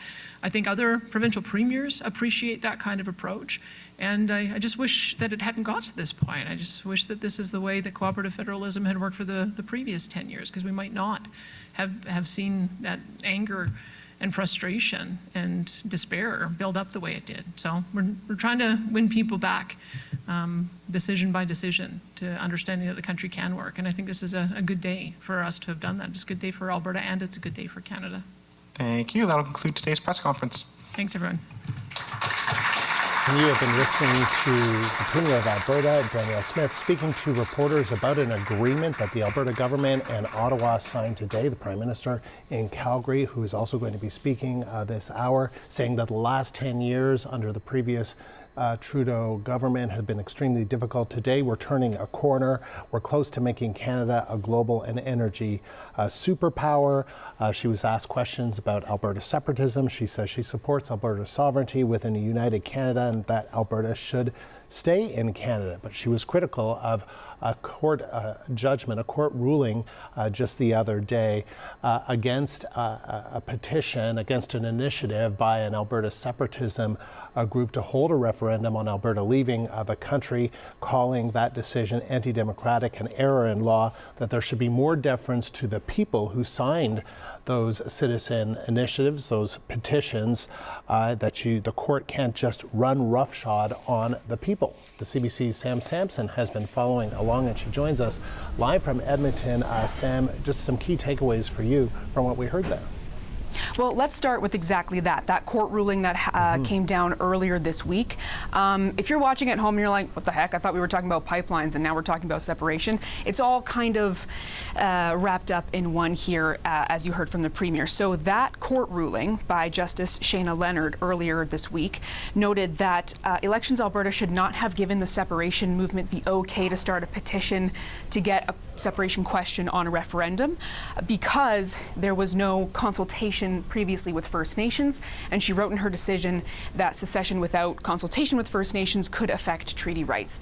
And so that petition has since been quashed. You heard the Premier there say a couple of times that she doesn't understand how citizens would be able to properly consult with First Nations.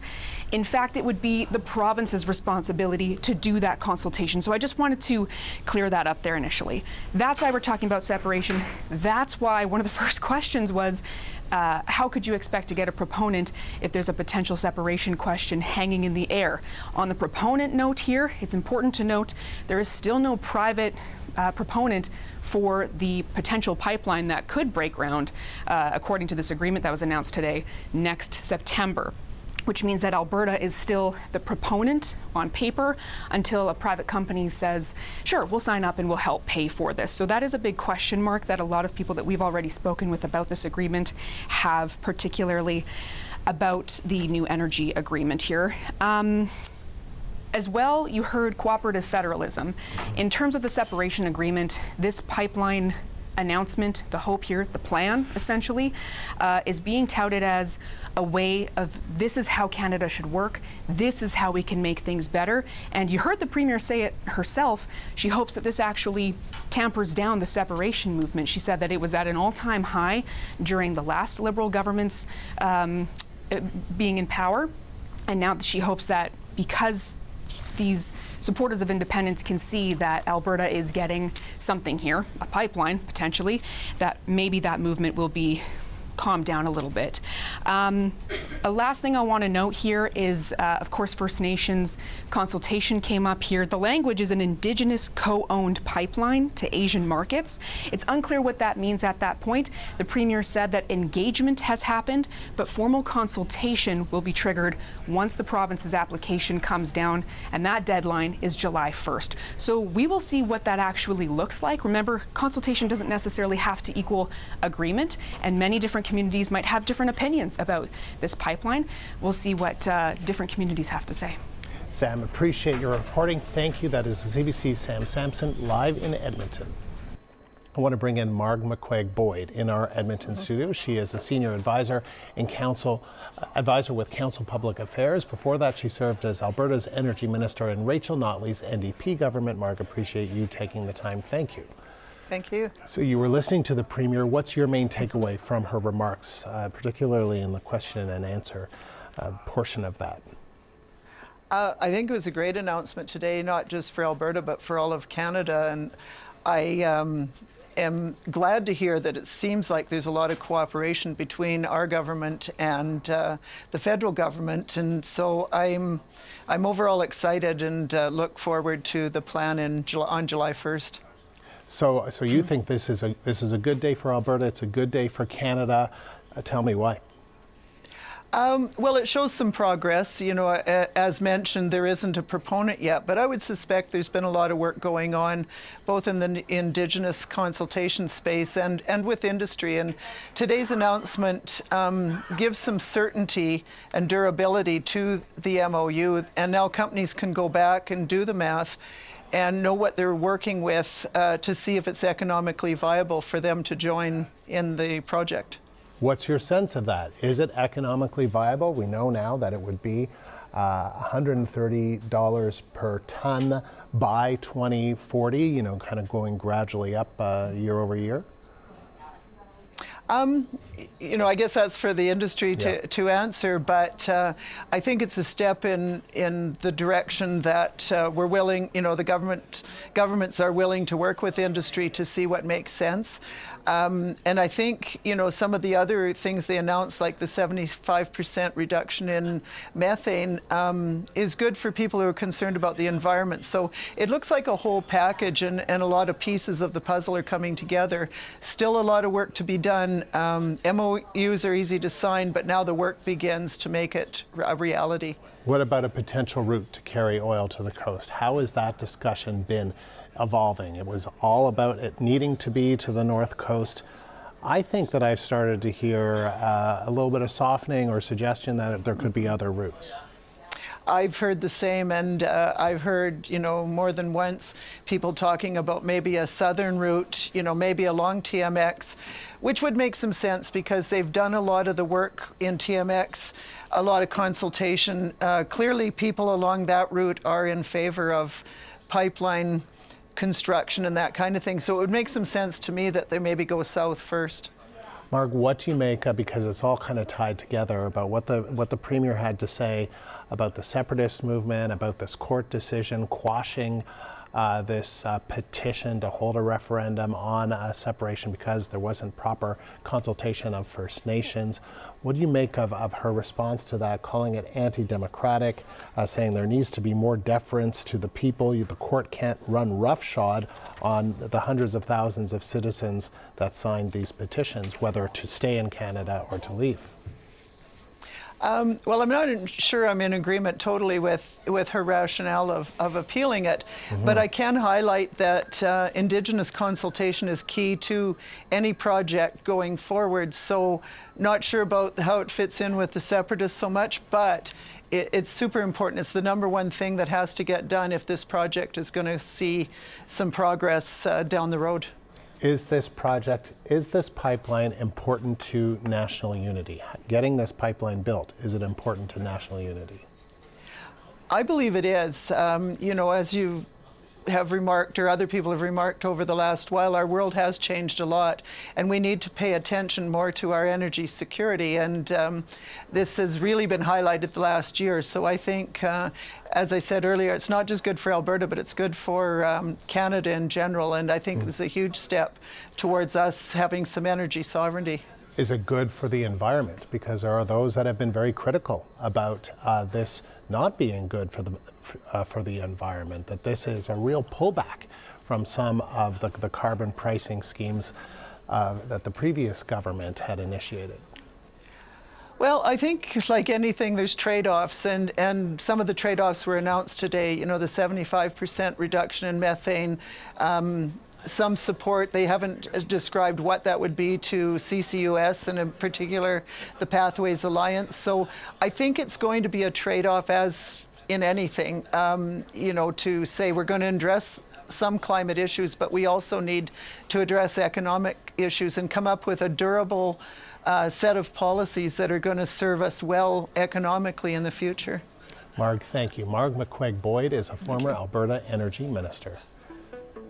You're looking live again at Calgary. We're set to hear more from the Prime Minister following his announcement with Alberta Premier Danielle Smith. Mark Carney is expected to speak any minute now and answer questions from reporters. We'll bring you live coverage when that gets underway. Also ahead, we'll get analysis from CBC Chief Political Correspondent Rosemary Barton. That's all ahead here on CBC News Network.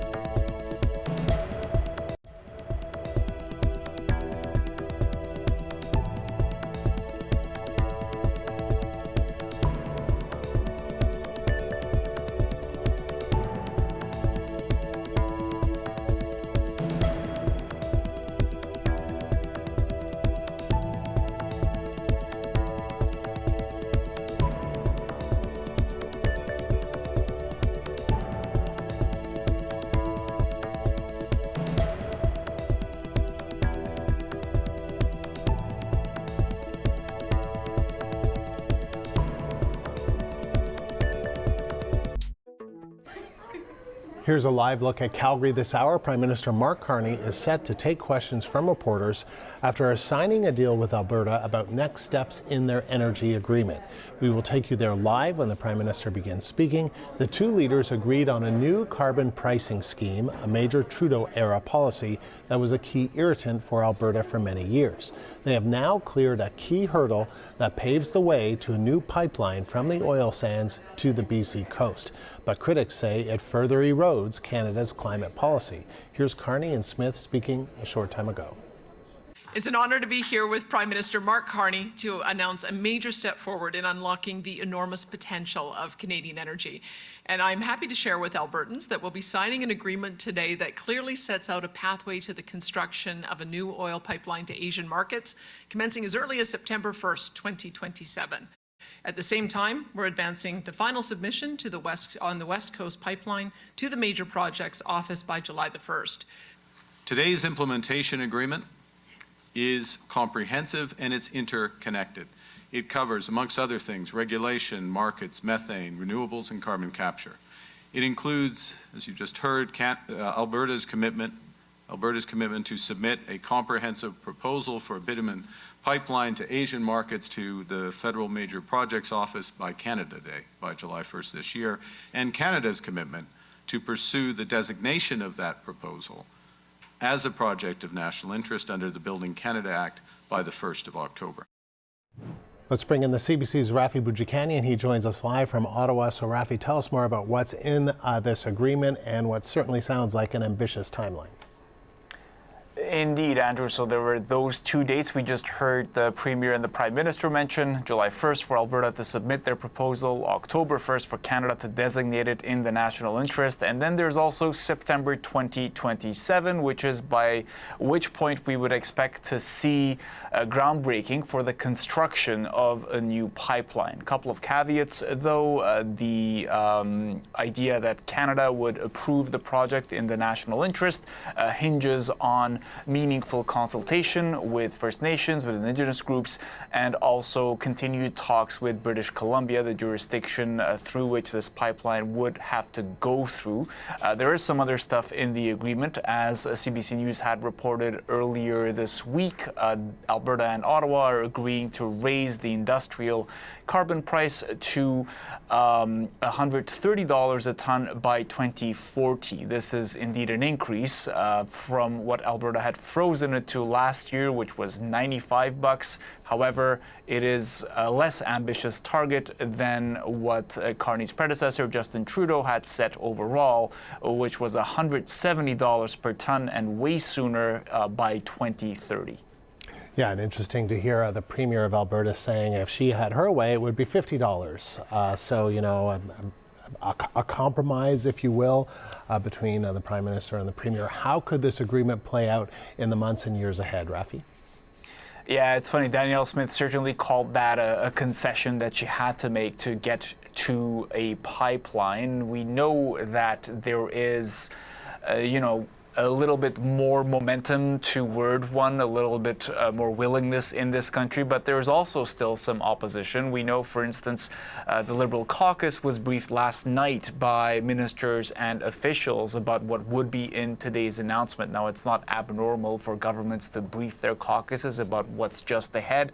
However, I will say one can imagine there was a little bit of caucus management going on there. As we know, there is some discontent among the more environmentally minded Liberal MPs. In fact, the kind of mini climate caucus is supposed to be meeting this afternoon to hash over some of these details with concerns that Canada may no longer meet its emissions reductions targets with these new goals. And then, of course, you have the First Nations that Alberta and Ottawa are committing to consult, who have some environmental concerns. British Columbia has that as well. They previously talked about the lack of a private sector proponent, and that is still the case today. Alberta says we're the proponent and that they're looking for one, for a private sector company to step in to help them build this thing. But in the meantime, things have changed in this country.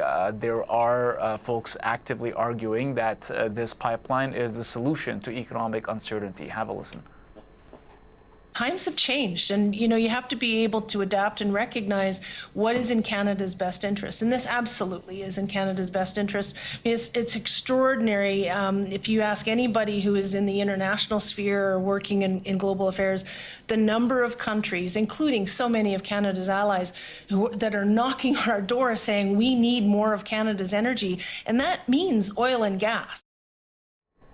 We're starting to see some political reaction from opposition parties. The federal Conservative leader, Pierre Poilievre, has not posted his thoughts yet, but we've heard from one of his MPs, Shannon Stubb, saying, look, there is still no private sector proponent, and Mark Carney's behind on his promise to get this thing done.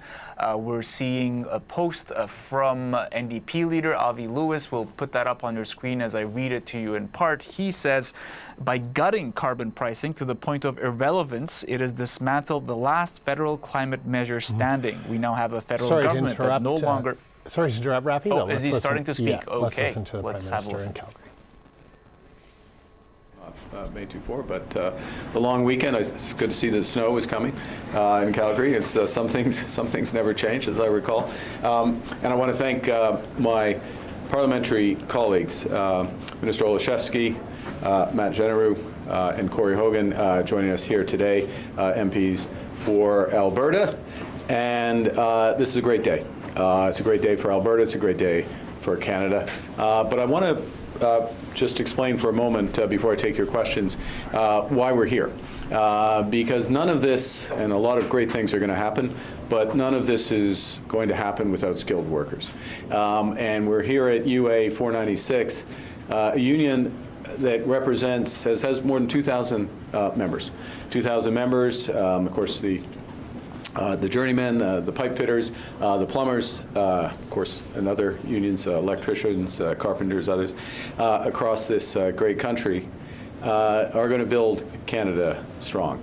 And one of the things that the government, the federal government has been focused on is the scale of what we're building and what we're going to build is going to mean that we need literally hundreds of thousands of more skilled tradespeople. And so a few weeks ago, we announced a $6 billion program to flow through the unions, to flow through the technical colleges, SAIT, for example, here in Calgary, so that we can train more apprenticeships, so that those individuals who make that decision can flow seamlessly through, that they're supported financially as they go through, so they get completion bonuses when they finish, and so they can get out directly onto the job sites. That's what's going to help build this country. And when you look at just even in the last few days, what we've announced is the scale of those new job opportunities. Yesterday, we announced a electricity strategy, the federal government going out to consult on this, working with the provinces, other stakeholders, doubling the size of our electricity grid over the course of the next couple of decades. That's hundreds of thousands of jobs that will be created just in the process of building that. Of course, many more in the businesses that use that power. And then today, with the accord, the implementation agreement with Alberta, the Government of Canada, 50,000 jobs across a wide range of activities, doubling the grid here, building an entirely new industry in carbon capture, building a low-carbon pipeline to Asia, which makes the country more independent, more resilient, more sustainable. This is Canada working. This is Canada and Alberta working together. Brighter future for those apprentices in the other room. Those, I hope if you're watching this, who are thinking about going in the trades, thinking about becoming engineers, thinking of working, building this great country, this great province, now is the time to sign up, because we are going to build this country strong. We're building it strong for all. Quelques mots en français. C'est un grand jour pour la grande province, ma province, de l'Alberta et pour le Canada. Parce qu'on indique aujourd'hui, la Première ministre Smith we said today, Premier Smith and myself, with our colleagues, that Canada works.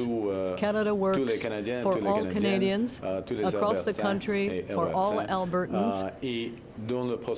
And as part of the process, we will be creating thousands and thousands of good jobs and good careers for Canadians.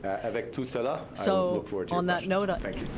G'day, Prime Minister. Emma Graney from the Globe and Mail. I want to ask you, you just said it's Canada working, but what about BC consultations, specifically around the pipeline? I mean, you're looking at a conditions document September 27, first or potentially 2033. That's extremely quick. So how are you going to get them on side and conduct sufficient consultations when you don't even have a route or anything until October? Well, thank you. Thank you for the question. And I had a regular speak with Premier Eby. He and I had a good conversation yesterday about a range of subjects, including aspects of what we announced today. I'm looking forward, actually, I will be seeing the Premier in Vancouver next week, and we will address a series of issues directly in the interests of British Columbia, as well as issues in partnership with the Government of Canada, Government of Alberta, if aspects of this, or as aspects of this agreement move forward. So how do we do it, which was your question?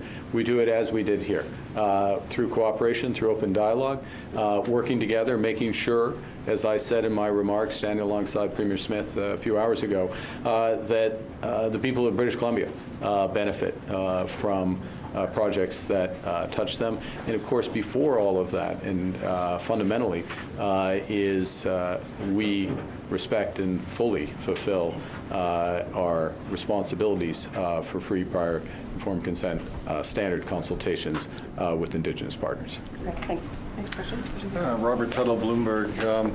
I just wanted to ask you, the document says Canada will update its federal carbon pricing benchmarks to ensure it's consistent with the Alberta agreement. Yeah. So does that mean that the timeline and pricing will apply to all provinces as well, or the rest of them? Yeah, thank you, Robert. It's an important question, and in essence, yes, is the short answer. Obviously, we consult with the provinces as part of that process. That process of indication to the provinces has begun with just prior to the announcement of the actual agreement, and we'll consult with the provinces, and there'll be a consistency with the intention of having a consistency across in terms of the federal, as you know, but the federal backstop. For others, just to be clear, there are very different structures of carbon markets across the country, and Alberta's is unique. This tier market, as it's called, is unique in that it's intended to be a fully functioning market. I think one of the things I would take away from today's agreement, there's a lot of aspects to the changes of the carbon market, is that this is to make that market fully function. To function as a market, to have a trading price, to move. In order to do that, we need to move, and this will be my last part of my answer, move through a period of absorbing an excess of credits, over the course of the next several years, and then move into that market. Thank you. Hi, Amanda Stevenson, Reuters. Are you completely confident that a private sector proponent exists for this pipeline? And if so, when would you expect to see a commercial open season or some other formal expression of interest from the private sector? So thank you. That first point is just in terms of the dynamics here is, of course, Alberta is the one proposing the pipeline or bringing forward a private proponent for the pipeline. So that's a process that's underway with them. I will leave it more to them to be more explicit in terms of the answer, but certainly their expectation, and it shows in terms of the effort that's been put into the agreement, the specificity around the agreement, the timelines for the agreement. The expectation is that that will be the case, and then what follows from that is there's a sequencing regulatory. Well, there's a consultation sequencing with Indigenous peoples. There's a work with the province of British Columbia, moving through those and moving to that October date. And I just want to be very clear to everyone, you have a moving towards a designation, if various things are met, designation by the Major Project Office as a nation-building project. But then there's a process of consultation to determine the conditions around that project as well. And to answer your question, through all of that, a private proponent can be building out the open season, if you will, the backstop of the barrels associated with that. Okay. Adam McVicker with Global News in Calgary. If I could get a response in English and for our friends in French as well. If you were still in the private sector, Prime Minister, would you invest in this pipeline given the uncertainty around the separation referendum and its dependence on pathways? Well, c'est une bonne question. Et tout d'abord, That's je a voudrais good question. And first of all, I want to thank you for asking your question in both official languages. But basically, this is a matter to be determined by people in the private sector. When I was next to Premier Smith this morning, we were saying that we would like to see this agreement between Alberta and Canada lead to a Canada that works, where the rules are clear and predictable,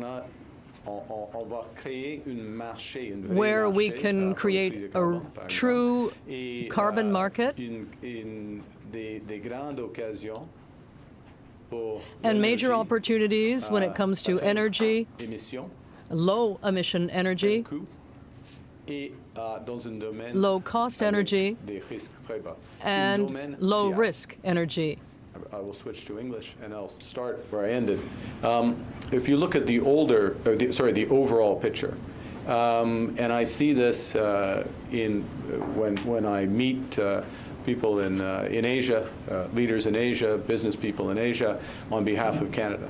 How are we viewed?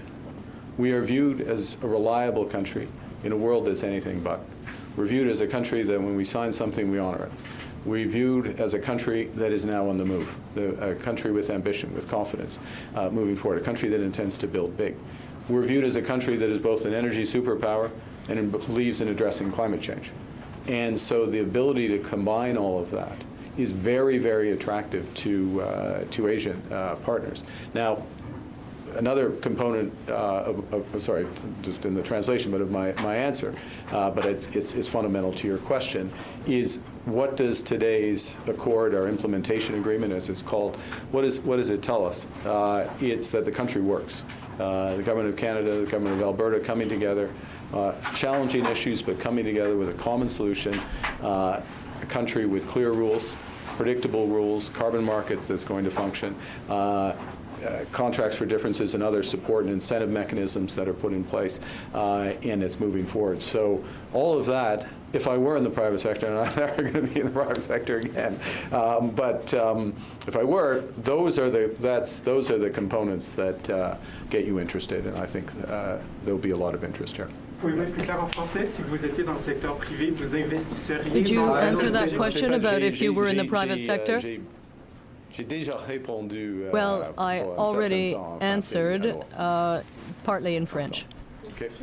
Cormac McSweeney with City News. I'm wondering if you could tell us what, in terms of figures, are the actual emissions reductions you expect out of today's deal, and then what is your message to environmental groups who have a long list of releases right now calling this deal today a betrayal, a bulldozing of environmental protections, gutting a major climate tool, harming our future, and abandoning international commitments, and putting net zero by 2050 firmly out of reach? Well, first, let me start at the end and let me go through it. What we have today is an agreement between the Government of Canada and the Government of Alberta committing to net zero 2050. Both of us committing to net zero 2050. Not committing in a speech, not committing rhetorically, committing with a series of investments and commitments and market frameworks that are going to move the province, going to move the country towards low emission and to net zero. Net zero, the environment respects, or is a function of emissions. It's physics. It's what actually happens. And in order to change what actually happens, you have to go out in that room. You have to get some of those apprentices when they get their Red Seal trades. You have to go to a job site. You have to build things like the Oil Sands Alliance Pathways Project, which is going to take 16 megatons of carbon out of the atmosphere every year, equivalent of 90% of the cars coming off the road in Alberta. Every year, once you take 90% off, you can't take another 9, but you get the point. It's moving to a carbon market that functions. Let's put this in context. Before we started these negotiations, before the MOU, the carbon price trading in the tier market was $20. Okay? Not the $95, now $110 of the headline price, $20. That was the actual price. That's the actual price that determines the investment decision of businesses. Now, what are we doing? We're putting in place frameworks, changing the way the market works, a floor price, contracts for differences, skin in the game from the Government of Alberta, skin in the game from the Government of Canada, so that we have a functioning market. We have an effective price, 2040, that's 6.5 times that price that it was before the MOU. I'll tell you something else, which is that the fact of the MOU, the fact that we're making progress, the fact that the Government of Alberta, the Government of Canada are both committed to developing a real carbon market has moved the carbon price up. It's $40 now, right? This is not just correlation. It's actually consistent with the market moving forward. So when you look at and I'll give you one last, Cormac, one last thing to answer your question, which is that the pipeline to Asia, as we know, the process of bringing oil out of the oil sands, the SAGD process, other processes, and shipping creates emissions, so-called Scope 1, Scope 2 emissions. This deal more than compensates for those emissions. It's a net negative on the thing. That's how you make progress. I've been an environmentalist, my career, UN Special Envoy on climate action. Those last two words, climate action. This is climate action. This is investment. This is moving forward. We're just coming out of time, so we'll do one last question here and then one question in French to Dominique. Merci. Hi, Prime Minister Mark Villani with CTV Calgary. Chiefs from Sturgeon Lake Cree Nation and Mikisew Cree First Nation, they put up an open letter today. They say Ottawa has failed to respond to their concerns about Alberta's separatism and treaty rights. Just wondering, what's your response to their call for the federal government to more forcefully defend Treaty Number 8 and national unity as well? Well, I'd say a couple of things. Obviously, we fully respect the treaty rights, and with respect to today's announcement and the aspects of today's announcement, underscore our commitment for free, prior, informed consent, full consultations on all aspects associated, and more than that, too. I'll get to your question, but more than that, which is economic participation, proper and full economic participation, including ownership, that the federal government would facilitate. So that's first, just in terms of this. In terms of the referendum, it's not news. It would have been reported on CTV, as well as all other outlets. The legal challenge, we were aware of the legal challenge with respect to the treaty rights that had been brought, including by Sturgeon, and that we. That process unfolded as it is. There's subsequent, the Government of Alberta has indicated intention to appeal. There'll be subsequent determinations. We, and I'm, as Prime Minister, I'm very conscious of respecting legal processes, particularly those that are underway. When there is, under the Clarity Act, a referendum around separation, we as parliamentarians have a direct responsibility, and we have a responsibility to judge the clarity of the question that meets those standards and other standards. I think what is crucial is that all rights are respected through this process, any democratic process, the right to privacy, Indigenous rights, clarity of the question, and a full understanding of the Federation. But what today is about Canada working, cooperative federalism, coming together, making an agreement, moving forward, creating a better future for our kids and grandkids, including, I'm strongly going to stress this, including with respect to the environment, because this is climate action alongside providing energy security and bright future for our kids. Monsieur Carney, vous aviez été clair, vous aviez dit qu'il n'y aurait pas d'oléoduc sans projet de capture de carbone pathways. Est-ce qu'aujourd'hui vous pouvez être clair et nous dire que sans promoteur privé, il n'y aura pas d'oléoduc? So, are you saying that without a private proponent there will be no pipeline? Well, first of all, I want to repeat that there will be no pipeline without pathways, and as I said, a few hours ago. All of this is connected. All the aspects of this agreement are connected. Methane reductions, changes to the carbon market to create a market that works, and the contracts for difference. We're talking about 75 megatons only in the contracts for difference, and a change in the market for renewables in Alberta. So these are major changes. But as I say, everything is connected, and including the fact that there needs to be a proponent, a private proponent, and that is the responsibility of the province of Alberta. In English, everything's connected. The question was specifically about a private sector proponent, and that's the responsibility of the province of Alberta. The point I was making is that because the introduction to the question raised the connection between pathways and the pipeline, and it's been clear from the start as a requirement that no pathways, no pipeline, and that's very clear in the agreement.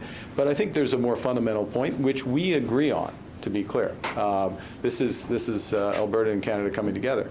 It's about having a carbon market that functions, so that aspect of the agreement. It's about the methane reductions. It's about a series of changes in the renewable market here, which will help that come in as a complement.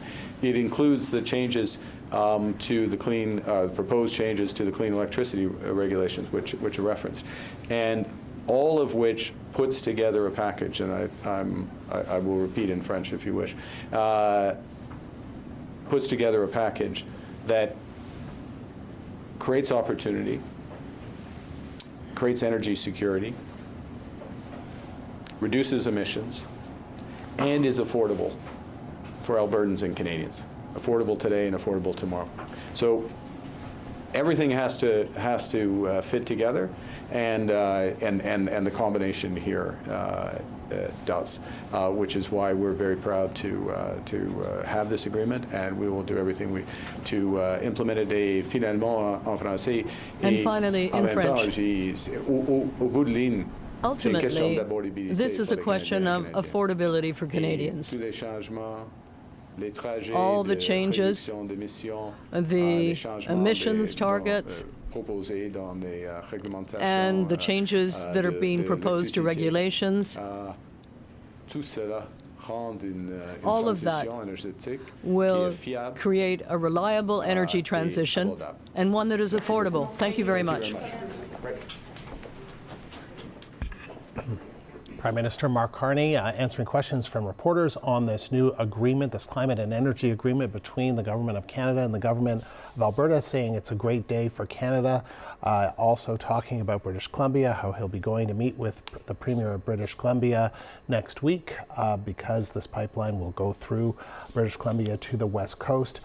He said this agreement tells us that the country works. He also said this is climate action.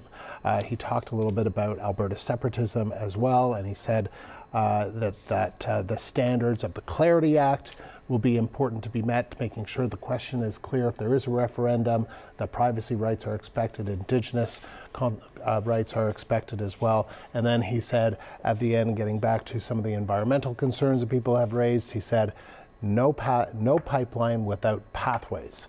And that is a carbon capture and storage project. The CBC's Rafi Boudjikanian has been listening and joins me now from Ottawa. So Rafi, some takeaways for you.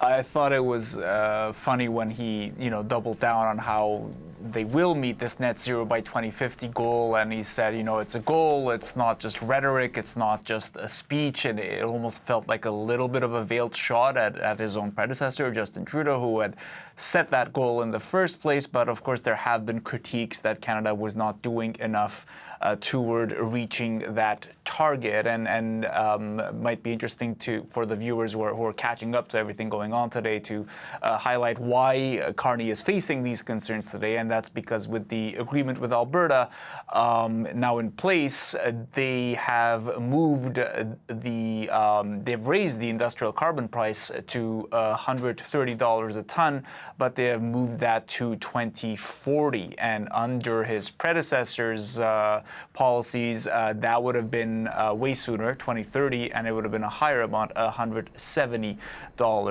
Some other stuff that stood out to me, Carney was fielding questions about, if he were a private sector proponent, would he back this project? And he answered that one by saying, well, Canada has this reputation for being good on its word, essentially, right? He said, when we sign something, we mean it, and that should provide certainty to private sector proponents. He didn't quite say what he would do, but you can sort of read between the lines to imagine what he meant by saying that.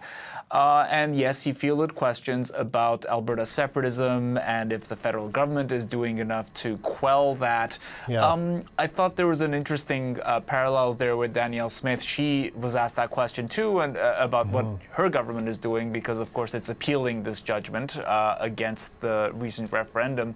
And she said that, this very project is a way of uniting Canadians. I don't know that I heard Mark Carney go quite that far in his response, but as you noted, he did talk about how it's important for Ottawa to make sure that everyone's rights, First Nations treaty rights, are respected in this process. And Rafi, as we've been speaking, the Premier of British Columbia has reacted to this. So I'm just going to read this and, we'll see where this goes, but this is a statement from the Premier, David Eby, on the MOU between Alberta and Ottawa. As a country, it's time to stop rewarding bad behavior. It cannot be the case that the projects that get prioritized in Canada are those where a Premier threatens to leave the country.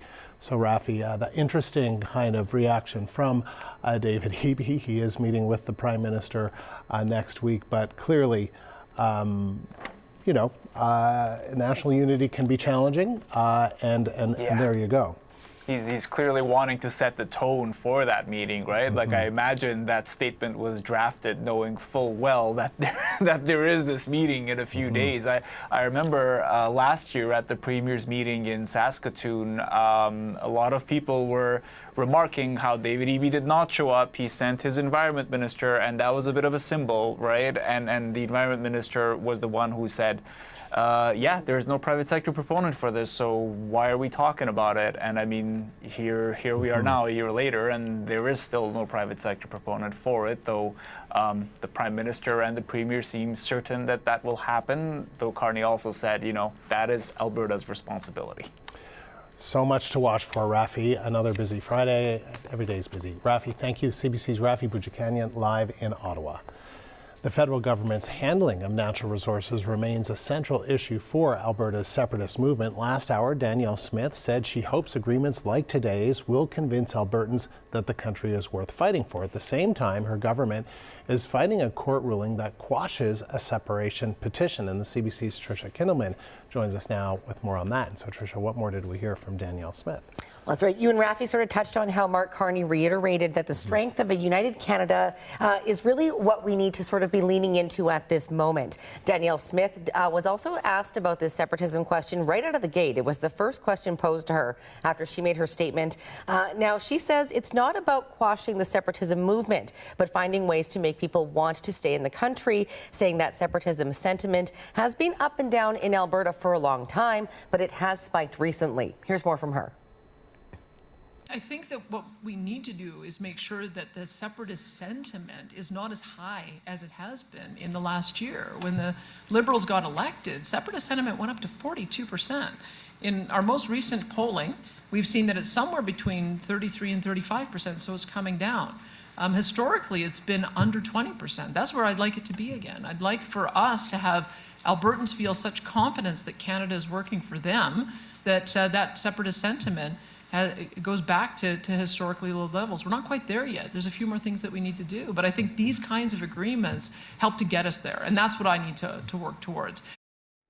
So this agreement doing a lot of heavy lifting in a lot of ways today. Now, we know that earlier this week, Alberta's chief electoral officer accepted a court ruling which overturned his decision to authorize an Alberta group to gather signatures for that proposed independence referendum.